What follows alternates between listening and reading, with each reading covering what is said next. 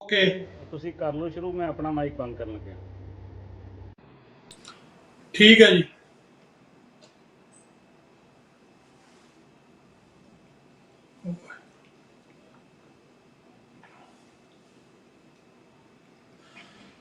हम राखत पातशाही दावा इत चर को जागरो पावा।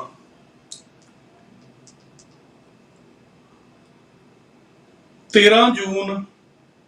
2025 स्टूडियो दियां घड़ियां मुताबक न्यूयॉर्क टाइम 12 बजे और खालिस्तान टाइम रात के 9:30 होए ने जी। और मैं आप जी का होस्ट मनवीर सिंह हर रोज़ की तरह अज भी अपना ये प्रोग्राम दिल दियां गल्लां लैके आपकी सेवा दे विच हाजिर हाँ जी। ये प्रोग्राम तुसी सोमवार तो लैके शुक्रवार तक हर रोज़ दोपहरे 12 बजे जिहड़ा ते 9:30 बजे खालिस्तान टाइम सुनते हो। और अज दे इस प्रोग्राम दे विच साडी खास गलबात आ जिहड़ी आ वो जारी रहेगी। तुहानूं पता कि पिछले कुछ दिनों तो असीं इस मुद्दे ते केंद्रित हाँ कि G7 दे विच जिहड़ा मोदी नूं बुलाया गया इत्थे कनेडा दे विच, ਉਹਦੇ ਬਾਰੇ ਗੱਲ ਕਰਾਂਗੇ। ਔਰ ਓਟਵਾ ਦੇ ਵਿੱਚ ਹੋਣ ਵਾਲੀ ਜਿਹੜੀ ਰੈਲੀ ਹੈ 14 ਤਰੀਕ ਦੀ ਉਹਦੇ ਬਾਰੇ ਵੀ ਗੱਲ ਕਰਾਂਗੇ। ਔਰ ਇਸ ਵਿਸ਼ੇ ਦੇ ਵਿੱਚ ਅਸੀਂ ਸਾਰੇ ਜਿਹੜੇ ਐਂਗਲ ਆ ਸਿੱਖ ਕੌਮ ਦੇ ਪਰਸਪੈਕਟਿਵ ਤੋਂ ਕਿ ਇੱਥੇ ਕੀ ਕੀ ਗਤੀਵਿਧੀਆਂ ਚੱਲ ਰਹੀਆਂ ਨੇ, ਕੀ ਕੀ ਸਾਡੇ ਨਿਸ਼ਾਨੇ ਨੇ ਔਰ ਕਿੱਥੇ ਤੱਕ ਅਸੀਂ ਪਹੁੰਚੇ ਆ, ਇਹ ਸਾਰੀ ਗੱਲਬਾਤ ਆ ਜਿਹੜੀ ਅੱਜ ਇਹਦੇ ਵਿੱਚ ਮੇਰਾ ਸਾਥ ਦੇਣ ਲਈ ਸਾਡੇ ਨਾਲ ਦੋ ਖਾਸ ਮਹਿਮਾਨ ਜੁੜੇ ਨੇ ਜੀ। BC ਤੋਂ सरदार मनिंदर सिंह जी जिहड़े स्पोक्सपर्सन ने जिहड़ा ब्रिटिश गुरुद्वारा कौंसल्स दे ते उन्हां दे नाल ही सरदार प्रभजोत सिंह साडे नाल जुड़े ने जिहड़े रिप्रजेंट करदे ने जिहड़ा Canadian Sikh federation so Sikh federation of Canada नूं। सो सरदार प्रभजोत सिंह जी लीगल कौंसल भी ने सिखां दे केस दे विच जिहड़ा ट्रांसनैशनल रिप्रैशन ਦੇ ਹਵਾਲੇ ਨਾਲ ਜਿਹੜੀ ਇੱਥੇ ਫੋਰਨ ਇੰਟਰਫੇਰੈਂਸ ਕਮੇਟੀ ਬਣੀ ਸੀ ਉਹਦੇ ਵਿੱਚ ਇਹਨਾਂ ਨੇ ਬਖੂਬੀ ਸਿੱਖਾਂ ਦਾ ਕੇਸ ਆ ਜਿਹੜਾ ਪ੍ਰੈਜ਼ੈਂਟ ਕੀਤਾ। ਸੋ ਇਹਨਾਂ ਦੇ ਨਾਲ ਵੀ ਜਿਹੜਾ ਸਭ ਤੋਂ ਪਹਿਲਾਂ ਤਾਂ ਅਸੀਂ ਆਪਣੇ ਮਹਿਮਾਨਾਂ ਦੇ ਨਾਲ ਫਤਿਹ ਦੀ ਸਾਂਝ ਕਰਦੇ ਹਾਂ ਜੀ। ਸਰਦਾਰ ਸਾਹਿਬ ਵਾਹਿਗੁਰੂ ਜੀ ਕਾ ਖਾਲਸਾ ਵਾਹਿਗੁਰੂ ਜੀ ਕੀ ਫਤਿਹ ਜੀ। ਸੋ ਸਭ ਤੋਂ ਪਹਿਲਾਂ ਤਾਂ ਮੈਂ ਭਾਈ ਮਨਿੰਦਰ ਸਿੰਘ ਜੀ ਤੁਹਾਡੇ ਕੋਲ ਪੁੱਛਣਾ ਚਾਹੁੰਦਾ ਕਿ ਜਦੋਂ ਅਸੀਂ ਪਿਛਲੇ ਕੁਝ ਸਾਲਾਂ ਦਾ ਘਟਨਾਕ੍ਰਮ ਦੇਖਦੇ ਹਾਂ, ਜਦੋਂ ਕੈਨੇਡਾ ਦੇ ਪ੍ਰਧਾਨ ਮੰਤਰੀ ਜਸਟਿਨ ਟਰੂਡੋ ਉਹਨਾਂ ਨੇ ਕੈਨੇਡਾ ਦੀ ਪਾਰਲੀਮੈਂਟ ਦੇ ਵਿੱਚ ਖਲੋ ਕੇ ਇਲਜ਼ਾਮ ਲਾਇਆ ਕਿ ਸਾਡੇ ਕੋਲ ਕ੍ਰੈਡੀਬਲ ਇਨਫੋਰਮੇਸ਼ਨ ਹੈ ਕਿ ਭਾਰਤ ਦੀ ਸਰਕਾਰ ਜਿਹੜੀ ਆ ਉਹ ਕੈਨੇਡਾ ਦੇ ਵਿੱਚ ਹੋ ਰਹੇ ਸਿੱਖਾਂ ਦੇ ਕਤਲਾਂ ਦੀ ਉਹਦੇ ਵਿੱਚ ਭਾਈ ਸਾਹਿਬ ਭਾਈ ਹਰਦੀਪ ਸਿੰਘ ਨਿੱਜਰ ਉਹਨਾਂ ਦੀ ਸ਼ਹਾਦਤ ਹੋਵੇ ਜਾਂ ਫਿਰ ਹੋਰ ਕੈਨੇਡਾ ਦੇ ਵਿੱਚ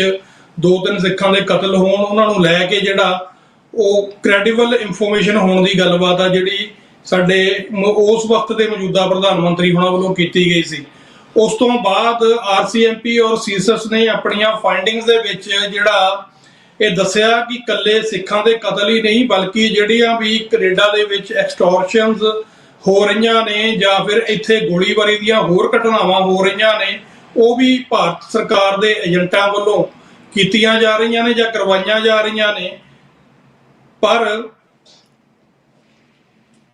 ਉਹਦੇ ਨਾਲ ਉਹਨਾਂ ਨੇ ਇਹਨੂੰ ਜਿਹੜੇ ਕੁਝ ਗੈਂਗਸਟਰ ਨੇ ਇੰਡੀਆ ਦੇ ਵਿੱਚ ਭਾਰਤੀ ਏਜੰਸੀਆਂ ਦੇ ਇਸ਼ਾਰਿਆਂ ਤੇ ਕੰਮ ਕਰਦੇ ਉਹਨਾਂ ਦੇ ਨਾਲ ਵੀ ਜੋੜਿਆ। ਤੇ ਇੱਥੇ ਹੀ ਬਸ ਨਹੀਂ ਹੋਈ, ਜਦੋਂ ਕੈਨੇਡਾ ਵੱਲੋਂ ਇੱਕ ਟ੍ਰਾਂਸਨੈਸ਼ਨਲ ਰਿਪਰੈਸ਼ਨ ਦੇ ਉੱਤੇ ਜਾਂ ਫਿਰ ਜਿਹੜੀ ਵਿਦੇਸ਼ੀ ਦਖਲਅੰਦਾਜ਼ੀ ਆ ਕੈਨੇਡਾ ਦੇ ਵਿੱਚ ਹੋਰ ਬਾਹਰਲੀਆਂ ਸਰਕਾਰਾਂ ਵੱਲੋਂ ਹੋ ਰਹੀ ਉਹਨਾਂ ਦੀਆਂ ਫਾਈਂਡਿੰਗਸ ਦੇ ਵਿੱਚ ਵੀ ਜਿਹੜਾ ਉਹ ਭਾਰਤ ਦਾ ਨਾਂ ਪ੍ਰਮੁੱਖਤਾ ਦੇ ਨਾਲ ਆਇਆ। ਸੋ ਜਿਹਦੇ ਚੱਲਦੇ ਆ ਉਸ ਕਮਿਸ਼ਨ ਨੇ ਵੀ ਜਿਹੜਾ ਫੋਰਨ ਇੰਟਰਫੇਰੈਂਸ ਕਮਿਸ਼ਨ ਆ ਉਹਦੀਆਂ ਫਾਈਂਡਿੰਗਸ ਦੇ ਵਿੱਚ ਵੀ ਜਿਹੜਾ ਇਹ ਗੱਲ ਮਜ਼ਬੂਤੀ ਦੇ ਨਾਲ ਸਾਹਮਣੇ ਆਈ ਹੈ ਕਿ ਇਹ ਜਿਹੜੀਆਂ ਸਾਰੀਆਂ ਘਟਨਾਵਾਂ ਸਿੱਖਾਂ ਦੇ ਵਿਰੁੱਧ ਹੋ ਰਹੀਆਂ ਕੈਨੇਡਾ ਦੇ ਵਿੱਚ ਉਹਦੇ ਲਈ ਇੰਡੀਆ ਸਿੱਧੇ ਤੌਰ ਤੇ ਜ਼ਿੰਮੇਵਾਰ ਹੈ। ਸੋ ਇਹਦੇ ਬਾਵਜੂਦ ਵੀ ਅੱਜ ਇਸ G7 ਸਮਿਟ ਦੇ ਵਿੱਚ ਭਾਰਤ ਦੇ ਪ੍ਰਧਾਨ ਮੰਤਰੀ ਨਰਿੰਦਰ ਮੋਦੀ ਨੂੰ ਜਿਹੜਾ ਇੱਕ ਤਰ੍ਹਾਂ ਨਾਲ ਟੈਰਰਿਸਟ ਹੀ ਡਿਕਲੇਅਰ ਹੋ ਚੁੱਕਾ ਇਹਨਾਂ ਸਾਰੀਆਂ ਗਤੀਵਿਧੀਆਂ ਦੇ ਚੱਲਦੇ ਆ ਉਹਨੂੰ ਫੇਰ ਸੱਦਾ ਦਿੱਤਾ ਗਿਆ। ਸੋ ਇਸ ਸਾਰੇ ਘਟਨਾਕ੍ਰਮ ਦੇ ਉੱਤੇ ਮੈਂ ਤੁਹਾਡੇ ਕੋਲ ਮੁੱਢਲੇ ਵਿਚਾਰ ਜਾਣਨੇ ਚਾਹੂੰਗਾ। ਹਾਂਜੀ, ਇਹਦੇ ਵਿੱਚ ਜੋ ਪ੍ਰਾਈਮ ਮਿਨਿਸਟਰ ਜਸਟਿਨ ਟਰੂਡੋ ਨੇ 2 ਸਤੰਬਰ 2023 ਦੇ ਵਿੱਚ ਜਿਹੜੇ ਕ੍ਰੈਡੀਬਲ ਐਲੀਗੇਸ਼ਨ ਸੀਗੇ ਉਹ ਲਗਾਤਾਰ ਜਿਹੜੇ ਆ ਇੰਡੀਆ ਨੂੰ ਪੇਸ਼ ਕੀਤੇ ਗਏ ਜੀ। ਇੰਡੀਆ ਨੇ ਲਗਾਤਾਰ ਇਸ ਗੱਲ ਦਾ ਕਿਹਾ ਕਿ ਸਾਡੇ ਕੋਲ ਕੋਈ ਐਵੀਡੈਂਸ ਨਹੀਂ ਹੈਗਾ, ਕੈਨੇਡਾ ਕੁਝ ਪ੍ਰੋਵਾਈਡ ਨਹੀਂ ਕਰ ਰਿਹਾ। ਇਧਰੋਂ ਅਮਰੀਕਾ ਵੱਲੋਂ ਨਿਕਲ ਗੁਪਤਾ ਦਾ ਕੇਸ ਜਿਹੜਾ ਕਿ ਗੁਰਪਤਵੰਤ ਸਿੰਘ ਪੰਨੂ ਨੂੰ ਅਸੈਸੀਨੇਟ ਕਰਨ ਦਾ ਕੇਸ ਸੀ ਜੀ, ਇੰਡੀਆ ਨੇ ਹਾਲਾਂਕਿ ਉਹਦੇ ਵਿੱਚ ਇਨਵੈਸਟੀਗੇਸ਼ਨ ਦੇ ਵਿੱਚ ਮਾੜਾ ਮੋਟਾ ਉਹਨਾਂ ਨੇ ਪੈਰ ਪੁੱਟਿਆ, ਪਰ ਕੈਨੇਡਾ ਨੂੰ ਤਾਂ ਸਾਫ਼ ਹੀ ਉਹਨਾਂ ਨੇ ਇਨਕਾਰ ਕੀਤਾ। ਸੋ ਜਦੋਂ ਅਸੀਂ ਇਹ ਪਿਛਲੇ 1.5 ਸਾਲ ਆਲਮੋਸਟ 2 ਸਾਲਾਂ ਦੀ ਹੁਣ ਗੱਲ ਦੇਖ ਰਹੇ ਹਾਂ, ਜਦੋਂ ਭਾਜੀ ਹਰਦੀਪ ਸਿੰਘ ਦੀ ਸ਼ਹੀਦੀ ਹੋਈ, ਲਗਾਤਾਰ ਇੰਡੀਆ ਨੇ ਇਸ ਗੱਲ ਨੂੰ ਡਿਨਾਈ ਕੀਤਾ, ਕੋਈ ਜ਼ਿੰਮੇਵਾਰੀ ਨਹੀਂ ਚੱਕੀ, ਕੋਈ ਵੀ ਕੋਆਪਰੇਸ਼ਨ ਨਹੀਂ ਦਿੱਤਾ ਕੈਨੇਡਾ ਨੂੰ। ਤੇ ਇੰਟਰਨੈਸ਼ਨਲ ਪੱਧਰ ਦੇ ਉੱਤੇ ਜਿਹੜਾ ਡਿਪਲੋਮੈਟਿਕ ਰੋਲ ਵੀ ਚੱਲਿਆ, ਉਹਦੇ ਵਿੱਚ ਜਦੋਂ ਅਕਤੂਬਰ 2024 ਦੇ ਵਿੱਚ ਜਦੋਂ RCMP ਨੇ ਕੈਨੇਡਾ ਦੇ ਵਿੱਚ ਇੱਕ ਵੱਡੀ ਪ੍ਰੈਸ ਕਾਨਫਰੰਸ ਦੇ ਵਿੱਚ ਇਹ ਗੱਲ ਸਾਫ਼ ਜ਼ਾਹਿਰ ਕਰ ਦਿੱਤੀ ਕਿ agents of the government of India ਦੇ ਜਿਹੜੇ ਏਜੰਟ ਨੇ ਉਹ ਗੈਂਗਸਟਰਸ ਦੇ ਰੂਪ ਦੇ ਵਿੱਚ ਹੋਣ ਜਾਂ ਉਹਨਾਂ ਦੀ ਪ੍ਰੋਕਸੀਆਂ ਹੋਣ, ਇੱਥੇ ਜੋ ਉਹਨਾਂ ਦੇ ਅਸੀਂ ਕਹਿੰਦੇ ਹੁੰਦੇ ਆ ਕਿ ਵਿਚੋਲੇ ਆ, ਉਹਨਾਂ ਦੇ ਜਿਹੜੇ ਟਾਊਟ ਆ ਸਾਡੇ ਵਿੱਚ ਬੈਠੇ ਹੁੰਦੇ ਆ ਉਹ ਹੋਣ, ਜਾਂ ਉਹਨਾਂ ਦੇ ਕੌਂਸਲਖਾਨੇ ਦੇ ਵਿੱਚ ਜਿਹੜੇ ਬੰਦੇ ਉਹਨਾਂ ਨੇ ਬਿਠਾਏ ਆ ਉਹ ਇੰਟੈਲੀਜੈਂਸ ਏਜੰਟਸ ਹੁੰਦੇ ਆ ਤੇ ਉਹ ਡਿਪਲੋਮੈਟਿਕ ਕਵਰ ਥੱਲੇ ਉੱਤੇ ਬੈਠੇ ਹੁੰਦੇ ਆ ਜੀ। ਤੇ ਇਹ ਸਾਰਾ ਕੁਝ ਨੂੰ ਲਾ ਕੇ ਉਹ ਕਹਿ ਰਹੇ ਆ ਕਿ ਇਹ ਜਿਹੜੇ ਬੰਦੇ ਆ ਇੱਥੇ ਐਕਸਟੋਰਸ਼ਨ, ਹਿੰਸਾ, ਕੋਈ ਜਿਹਦਾ ਵਾਇਲੈਂਸ ਆ ਜਾਂ ਧਮਕੀਆਂ ਜਾਂ ਕਿਸੇ ਨੂੰ ਇੰਟੀਮੀਡੇਟ ਕਰਨਾ, ਇਹ ਸਭ ਕੁਝ ਚੱਲ ਰਿਹਾ ਇੰਡੀਆ ਵੱਲੋਂ ਜੀ। ਤੇ ਇੰਨੀ ਐਵੀਡੈਂਸ ਉਹਨਾਂ ਦੇ ਕੋਲ ਸੀ ਕਿ ਉਹਨਾਂ ਨੇ ਇੱਥੇ ਕੈਨੇਡਾ ਦੇ ਵਿੱਚੋਂ ਸੰਜੇ ਕੁਮਾਰ ਵਰਮਾ ਹਾਈ ਕਮਿਸ਼ਨਰ ਤੋਂ ਲੈ ਕੇ ਹੋਰ 6 ਇੰਡੀਅਨ ਡਿਪਲੋਮੈਟਸ ਇੱਥੋਂ ਕੱਢ ਦਿੱਤਾ ਜੀ। ਸੋ ਇਹ ਸਭ ਕੁਝ ਹੋਣ ਦੇ ਬਾਵਜੂਦ ਹਲੇ 6 ਮਹੀਨੇ ਹੋਏ ਆ। ਉਹ 6 ਮਹੀਨਿਆਂ ਦੇ ਵਿੱਚ ਲਗਾਤਾਰ ਐਕਸਟੋਰਸ਼ਨ ਰਿਲੇਟਡ ਕ੍ਰਾਈਮ, ਹੋਰ ਵਾਇਲੈਂਸ, ਮਰਡਰ, ਉਹ ਸਭ ਕੁਝ ਚੱਲਦਾ ਰਿਹਾ। ਪਿਛਲੇ ਮਹੀਨੇ ਹਲੇ ਭਾਈ ਹਰਜੀਤ ਸਿੰਘ ਢੱਡਾ ਜਿਹੜੇ ਨੇ ਟੋਰਾਂਟੋ ਮਿਸਿਸਾਗਾ ਦੇ ਵਿੱਚ ਉਹਨਾਂ ਨੂੰ ਗੋਲੀਆਂ ਮਾਰ ਕੇ ਉੱਥੇ ਮਾਰਿਆ ਗਿਆ ਜੀ। ਤੇ ਉਹਦੇ ਪਿੱਛੇ ਵੀ ਇੰਡੀਅਨ ਗੈਂਗਸਟਰਸ ਜਿਹੜੇ ਆ ਉਹਨਾਂ ਨੇ ਜ਼ਿੰਮੇਵਾਰੀ ਚੱਕੀ, ਜਿਹੜੇ ਕਿ ਹਾਲੇ ਵੀ ਲਿੰਕਡ ਆ ਇੰਡੀਅਨ ਸਟੇਟ ਨੂੰ ਜੀ। ਸੋ ਜਦੋਂ ਇਹ ਅਸੀਂ ਲੜੀ ਦੇਖਦੇ ਆ, ਇਹ ਲਗਾਤਾਰ ਇਹ ਸਭ ਕੁਝ ਚੱਲ ਰਿਹਾ, ਹਾਲਾਤ ਬਦਲੇ ਨਹੀਂ, ਹਾਲਾਤ ਹਲੇ ਉਦਾਂ ਹੀ ਚੱਲ ਰਹੇ ਆ। ਤੇ ਜਿਹੜਾ ਦੁਨੀਆ ਥੋੜੀ ਜਿਹੀ ਕਹੋ ਕਿ ਛੋਟੀ ਹੋ ਗਈ ਆ ਟਰੰਪ ਦੇ ਟੈਰਿਫਸ ਦੇ ਨਾਲ, ਜੋ ਵੀ ਕੁਝ ਚੱਲ ਰਿਹਾ ਆ ਉਹਦੇ ਕਰਕੇ, ਤੇ ਜਿਹੜੇ ਟ੍ਰੇਡਿੰਗ ਪਾਰਟਨਰਸ ਆ ਜੋ ਟੈਰਿਫਸ ਲੱਗੇ ਆ, ਕੈਨੇਡਾ ਇਧਰ ਉਧਰ ਨੂੰ ਦੇਖ ਰਹੇ ਆ ਕਿ ਕਿੱਥੇ ਉਹ ਜਾ ਸਕਦੇ ਨੇ ਜੀ। ਇਹਦੇ ਵਿੱਚ ਜਿਹੜੀ ਇੰਡੀਆ ਨੂੰ ਇੱਥੇ ਇਨਵਾਈਟ ਕਰਨਾ, ਆਈ ਥਿੰਕ ਇਹ ਇੱਕ ਸਟ੍ਰੈਟੇਜਿਕ ਐਰਰ ਆਪਣੇ ਲਈ ਬਣ ਸਕਦਾ ਹੈ ਲਿਵਿੰਗ ਇਨ ਕੈਨੇਡਾ। ਇਹਦੇ ਵਿੱਚ ਇਹ ਹੈ ਕਿ ਸਾਡੀ ਜਿਹੜੀ ਪ੍ਰੋਬਲਮ ਹੈ ਉਹ ਇੰਡੀਆ ਦੇ ਨਾਲ ਹੈ। ਅਸੀਂ ਕੈਨੇਡਾ ਤੋਂ ਕੁਝ ਐਕਸਪੈਕਟ ਕਰਦੇ ਹਾਂ, ਅਸੀਂ ਐਕਸਪੈਕਟ ਤਾਂ ਤੁਸੀਂ ਉਹ ਤੋਂ ਕਰਦੇ ਆ ਜਿਹੜਾ ਉਸ ਚੀਜ਼ ਨੂੰ ਡਿਲੀਵਰ ਕਰ ਸਕਦਾ ਹੈ, ਜਿਹਨਾਂ ਨੇ ਡਿਲੀਵਰ ਕੀਤੀ ਹੈ। ਇੰਡੀਅਨ ਸਟੇਟ ਤੋਂ ਸਿੱਖ ਕਦੇ ਵੀ ਕੋਈ ਐਕਸਪੈਕਟ ਨਹੀਂ ਕਰਦੇ, ਕਿਉਂਕਿ aside from genocide, aside from ਜਿਹੜੀ ਸਾਡੀ ਉੱਥੇ ਹਿਊਮਿਲੀਏਸ਼ਨ, ਬੇਇੱਜ਼ਤੀ, ਸਾਡੀ ਨਸਲਕੁਸ਼ੀ, ਸਾਡੇ ਤਸ਼ੱਦਦ, ਕਾਲ ਕੋਠਰੀਆਂ, ਜੇਲਾਂ, ਇਹ ਸਭ ਕੁਝ ਸਾਨੂੰ ਉਸ ਸਟੇਟ ਤੋਂ ਮਿਲਿਆ ਹੈ ਪਿਛਲੇ 75 ਸਾਲਾਂ ਤੋਂ। ਸੋ ਸਾਡੀ ਕੋਈ ਵੀ ਐਕਸਪੈਕਟੇਸ਼ਨ ਇਦਾਂ ਦੇ ਦੇਸ਼ ਤੇ ਨਹੀਂ ਹੈਗੀ। ਐਕਸਪੈਕਟੇਸ਼ਨ ਕੈਨੇਡਾ ਤੇ ਹੈ, ਐਕਸਪੈਕਟੇਸ਼ਨ ਉਹ ਦੇਸ਼ ਦੇ ਨਾਲ ਹੈ ਜਿਹੜਾ ਕੁਝ ਡਿਲੀਵਰ ਕਰ ਸਕਦਾ ਹੈ। ਸੋ ਹਾਲੇ ਵੀ ਜਿਹੜੀ ਸਾਡੀ ਹੁਣ ਐਕਸਪੈਕਟੇਸ਼ਨ ਇਹ ਹੈ ਕਿ ਜੇ ਮੋਦੀ ਇੱਥੇ ਆ ਰਿਹਾ ਹੈ, ਚਲੋ ਉਹਦਾ ਵਿਰੋਧ ਹੋਊਗਾ, ਪ੍ਰੋਟੈਸਟ ਹੋਣਗੇ, ਰੈਲੀਜ਼ ਹੋਣਗੇ, ਉਸ ਤੋਂ ਅੱਗੇ ਪਿੱਛੇ ਜੋ ਕੁਝ ਹੋਣਾ ਆ, ਲਗਾਤਾਰ ਸਾਨੂੰ ਕੈਨੇਡਾ ਦੇ ਨਾਲ ਇਹ ਵੀ ਗੱਲ ਕਰਨੀ ਪੈਣੀ ਹੈ ਕਿ ਇਹ ਬੰਦਾ ਆਬਵੀਅਸਲੀ ਇੱਥੇ ਆਉਣਾ ਨਹੀਂ ਚਾਹੀਦਾ ਸੀਗਾ। ਪਰ ਇਹ ਤੋਂ ਵੱਡੇ ਜਿਹੜੇ ਹੋਰ ਵੀ ਇਸ਼ੂ ਸਿਕਿਉਰਿਟੀ ਅਗਰੀਮੈਂਟਸ ਦੇ ਨੇ ਇੰਡੀਆ ਦੇ ਨਾਲ, ਪਬਲਿਕ ਇਨਕੁਆਇਰੀ ਇੰਡੀਆ ਦੇ ਵਿੱਚ ਜਿਹੜੀ ਚੱਲਣੀ ਚਾਹੀਦੀ ਇੰਡੀਆ ਦੇ ਖਿਲਾਫ, ਤੇ ਇਹ ਜਿਹੜੀਆਂ ਗੱਲਾਂ ਇਹ ਵੀ ਲਗਾਤਾਰ ਚੱਲਣੀਆਂ ਪੈਣੀਆਂ। ਸੋ ਇਹ ਜਿਹੜੀ ਗਤੀਵਿਧੀ ਹੁਣ ਤੱਕ ਚੱਲ ਰਹੀ ਹੈ, ਇੱਕ 2 ਸਾਲ ਦੀ ਜਿਹੜੀ ਵਾਇਲੈਂਸ ਜਿਹੜੀ ਆ ਚੱਲ ਰਹੀ ਆ ਉਹ ਤਾਂ ਹੈ, ਪਰ ਉਸ ਤੋਂ ਪਹਿਲਾਂ ਜਿਹੜੀ 10 ਸਾਲ ਤੋਂ ਜੋ ਮੋਦੀ ਦੀ ਸਰਕਾਰ ਚੱਲ ਰਹੀ ਹੈ, ਉਹ ਜਿਹੜਾ ਵਾਇਲੈਂਸ ਇੰਡੀਆ ਦੇ ਵਿੱਚ ਜਾਇਜ਼ ਉਹਨਾਂ ਨੇ ਠਹਿਰਾਇਆ ਹੈ ਕਿ ਘੱਟ ਗਿਣਤੀਆਂ ਦੇ ਨਾਲ ਜੋ ਉਹ ਕਰਦੇ ਆ, ਦਲਿਤ ਭਾਈਚਾਰਾ ਹੋਵੇ, ਮੁਸਲਮਾਨ ਭਾਈਚਾਰਾ ਹੋਵੇ, ਕ੍ਰਿਸਚੀਅਨਸ ਹੋਣ, ਸਿੱਖ ਹੋਣ, ਉਹਦੇ ਵਿੱਚ ਉਹ ਵਾਇਲੈਂਸ ਜਿਹੜਾ ਆ ਉਹਨਾਂ ਨੇ ਐਕਸਪੋਰਟ ਕਰਕੇ ਕੈਨੇਡਾ, ਅਮਰੀਕਾ, 5 ਆਈਜ਼ ਕੰਟਰੀਜ਼ ਲਿਆਉਣ ਦੀ ਕੋਸ਼ਿਸ਼ ਕੀਤੀ ਹੈ ਵਿਦ ਵਨ ਸਿੰਗੂਲਰ ਪਰਪਸ। ਉਹ ਵਾਇਲੈਂਸ ਜਿਹੜਾ ਆ, ਉਹ ਵਾਇਲੈਂਸ ਜੇ ਕੋਈ ਲੰਗਰ ਵਰਤਾਉਂਦਾ ਆ ਜਾਂ ਕੋਈ ਸਮਾਜ ਸੇਵਾ ਕਰਦਾ ਹੈ ਉਹਨਾਂ ਦੇ ਲਈ ਨਹੀਂ ਹੈਗਾ। ਉਹ ਵਾਇਲੈਂਸ ਜਿਹੜਾ ਆ ਉਹ ਜੋ ਖਾਲਿਸਤਾਨ ਦੇ ਹਮਾਇਤੀ ਨੇ, ਜਿਨ੍ਹਾਂ ਨੇ ਖਾਲਸੇ ਦੀ ਰਾਜ ਭਾਗ ਦੀਆਂ ਗੱਲਾਂ ਕਰਨੀਆਂ ਆ, ਜਿਨ੍ਹਾਂ ਸ਼ਹੀਦਾਂ ਨੂੰ ਆਪਣੀ ਸ਼ਰਧਾਂਜਲੀ ਪਾਉਣੀ ਆ ਉਸ ਰਾਹ ਦੇ ਉੱਤੇ ਤੁਰ ਕੇ, ਜਿਨ੍ਹਾਂ ਨੇ ਬੰਦੀ ਸਿੰਘਾਂ ਦੀ ਤੇ ਸ਼ਹੀਦ ਪਰਿਵਾਰਾਂ ਦੀ ਸੇਵਾ ਕਰਨੀ ਆ, ਇਹ ਉਹ ਹਿੱਸਾ ਆ ਸਿੱਖਾਂ ਦਾ। ਉਹਨਾਂ ਨੂੰ ਇਹ ਵਾਇਲੈਂਸ ਦੇ ਵਿੱਚ ਉਹ ਜਿਹੜੀ ਇੰਡੀਅਨ ਸਟੇਟ ਘੇਰਨਾ ਚਾਹੁੰਦਾ ਹੈ ਜਾਂ ਉਹਨਾਂ ਨੂੰ ਚੁੱਪ ਕਰਾਉਣਾ, ਸਾਇਲੈਂਸ ਕਰਨਾ ਚਾਹੁੰਦਾ ਹੈ। ਸੋ ਇਹ ਵੀ ਇੱਕ ਬਹੁਤ ਵੱਡੀ ਗੱਲ ਹੈ ਕਿ ਇਹ ਵਾਇਲੈਂਸ ਇੱਥੋਂ ਸ਼ੁਰੂ ਹੁੰਦਾ ਆ ਤੇ ਹੁਣ ਉਹਨਾਂ ਨੇ ਇਹਦਾ ਇੱਕ ਬਿਜ਼ਨਸ ਬਣਾ ਲਿਆ ਹੈ ਐਕਸਟੋਰਸ਼ਨਸ ਦੇ ਵਿੱਚ। ਪਰ ਇਨੀਸ਼ੀਅਲ ਵਾਇਲੈਂਸ ਉਹਨਾਂ ਦਾ ਇਹ ਆ ਕਿ ਸਿੱਖਾਂ ਨੂੰ ਚੁੱਪ ਕਰਾਉਣਾ, ਰਾਜ ਤੋਂ ਦੂਰ ਕਰਨਾ ਤੇ ਖਾਲਿਸਤਾਨ ਦੀ ਗੱਲ ਡਰਾਪ ਕਰਨਾ। ਜੀ। ਸੋ ਸਰਦਾਰ ਪ੍ਰਭਜੋਤ ਸਿੰਘ ਜੀ, ਮੇਰਾ ਅਗਲਾ ਸਵਾਲ ਤੁਹਾਡੇ ਤੋਂ ਆ ਕਿ ਪਿਛਲੇ ਕੁਝ ਦਿਨ ਦੀਆਂ ਜੇ ਘਟਨਾਵਾਂ ਵੇਖਣੀਆਂ ਹੋਣ ਤੇ ਕੱਲ ਇੱਕ ਕਤਲ ਜਿਹੜਾ ਇੱਕ ਹਿੰਦੂ ਜੈਂਟਲਮੈਨ ਦਾ, ਹਿੰਦੂ ਵਪਾਰੀ ਦਾ, ਉਹਨਾਂ ਦਾ ਨਾਮ ਜਿਹੜਾ ਹੈਗਾ ਰਜਿੰਦਰ ਸ਼ਰਮਾ, ਸ਼ਾਇਦ ਉਹਨਾਂ ਦਾ ਸਰੀ ਦੇ ਵਿੱਚ ਹੋਇਆ। ਔਰ ਉਸ ਤੋਂ ਪਹਿਲਾਂ ਜਿਹੜਾ ਇੱਕ ਹੋਰ ਸਤੀਸ਼ ਸ਼ਰਮਾ, ਉਹਨਾਂ ਦੇ ਉੱਤੇ ਵੀ ਜਿਹੜਾ ਉਹ ਗੋਲੀਆਂ ਚਲਾਈਆਂ ਗਈਆਂ ਉਹਨਾਂ ਦੇ ਬਿਜ਼ਨਸ ਦੇ ਉੱਤੇ। ਸੋ ਆਲ ਆਫ ਦੀ ਸਡਨ ਇਹ ਜਿਹੜਾ ਸਾਰਾ ਕੁਝ ਸਿਰਫ ਸਿੱਖਾਂ ਦੇ ਉੱਤੇ, ਜਿਹੜਾ ਐਕਸਟੋਰਸ਼ਨ ਸੀ ਉਹ ਵੀ ਸਿੱਖਾਂ ਦੇ ਹੋ ਰਹੇ ਸੀ, ਜਿਹੜੇ ਕਤਲ ਸੀ ਉਹ ਵੀ ਸਿੱਖਾਂ ਦੇ, ਤੇ ਜਿਹੜਾ ਵਾਰੰਟ ਟੂ ਡਿਊਟੀ ਜਿਹੜਾ ਉਹ ਨੋਟਿਸ ਸੀਗੇ ਆਪਣਾ ਧਿਆਨ ਰੱਖਣ ਦੀ ਗੱਲ ਆ, ਜਿਹੜੀ ਵਾਰਨਿੰਗਸ ਦਿੱਤੀਆਂ ਗਈਆਂ ਸੀ ਸਿਕਿਉਰਿਟੀ ਏਜੰਸੀ ਵੱਲੋਂ, ਉਹ ਵੀ ਸਿੱਖਾਂ ਨੂੰ। ਆਲ ਆਫ ਦੀ ਸਡਨ ਇਹ ਜਿਹੜਾ ਪਾਸਾ ਦੂਜੀ ਪਾਸੇ ਨੂੰ ਪਲਟ ਗਿਆ, ਕਿਉਂਕਿ ਹੁਣ ਜਿਹੜੇ ਹਿੰਦੂ ਜੈਂਟਲਮੈਨ ਦੇ ਵੈਸੇ ਅਸੀਂ ਇਹਦੇ 'ਚ ਕੋਈ ਵਿਤਕਰਾ ਨਹੀਂ ਕਰਦੇ ਕਿ ਕੌਣ ਸਿੱਖ ਆ ਜਾਂ ਕੌਣ ਹਿੰਦੂ ਆ ਤੇ ਕਿਹਦੇ ਤੇ ਹੋਣਾ ਚਾਹੀਦਾ ਜਾਂ ਕਿਹਦੇ ਤੇ ਨਹੀਂ। ਸਾਡੇ ਲਈ ਤਾਂ ਸਾਰੇ ਇੱਕੋ ਜਿਹੇ ਆ, ਕਿਸੇ ਤੇ ਵੀ ਨਹੀਂ ਇਹੋ ਜਿਹੇ ਜਿਹੜੇ ਅਟੈਕ ਆ ਹੋਣੇ ਚਾਹੀਦੇ। ਪਰ ਆਲ ਆਫ ਏ ਸਡਨ, ਕਿਉਂਕਿ ਜਦੋਂ ਅਸੀਂ ਜਿਹੜਾ ਟਰੈਕ ਰੈਕਟ ਦੇਖਦੇ ਆ ਭਾਰਤੀ ਏਜੰਸੀਆਂ ਦਾ, ਉਹਦੇ ਵਿੱਚ ਹਮੇਸ਼ਾ ਇਹ ਦੇਖਣ ਨੂੰ ਮਿਲਦਾ ਕਿ ਇਹ ਹਮੇਸ਼ਾ ਜਦੋਂ ਕਿਤੇ ਇਹ ਫਸਣ ਲੱਗਦੇ ਆ ਕਿਸੇ ਚੀਜ਼ ਦੇ ਉੱਤੇ, ਇਹ ਗੇਮ ਪੁੱਠੇ ਪਾਸੇ ਨੂੰ ਘੁਮਾ ਦਿੰਦੇ ਆ। ਸੋ ਤੁਸੀਂ ਕੀ ਸਮਝਦੇ ਹੋ ਕਿ ਇਹ ਜਿਹੜਾ ਹੁਣ ਅਚਨਚੇਤ ਗੈਂਗਸਟਰ ਬਾਹਰ ਆ ਕੇ ਜਿਹਦੇ 'ਚ ਆਪਣਾ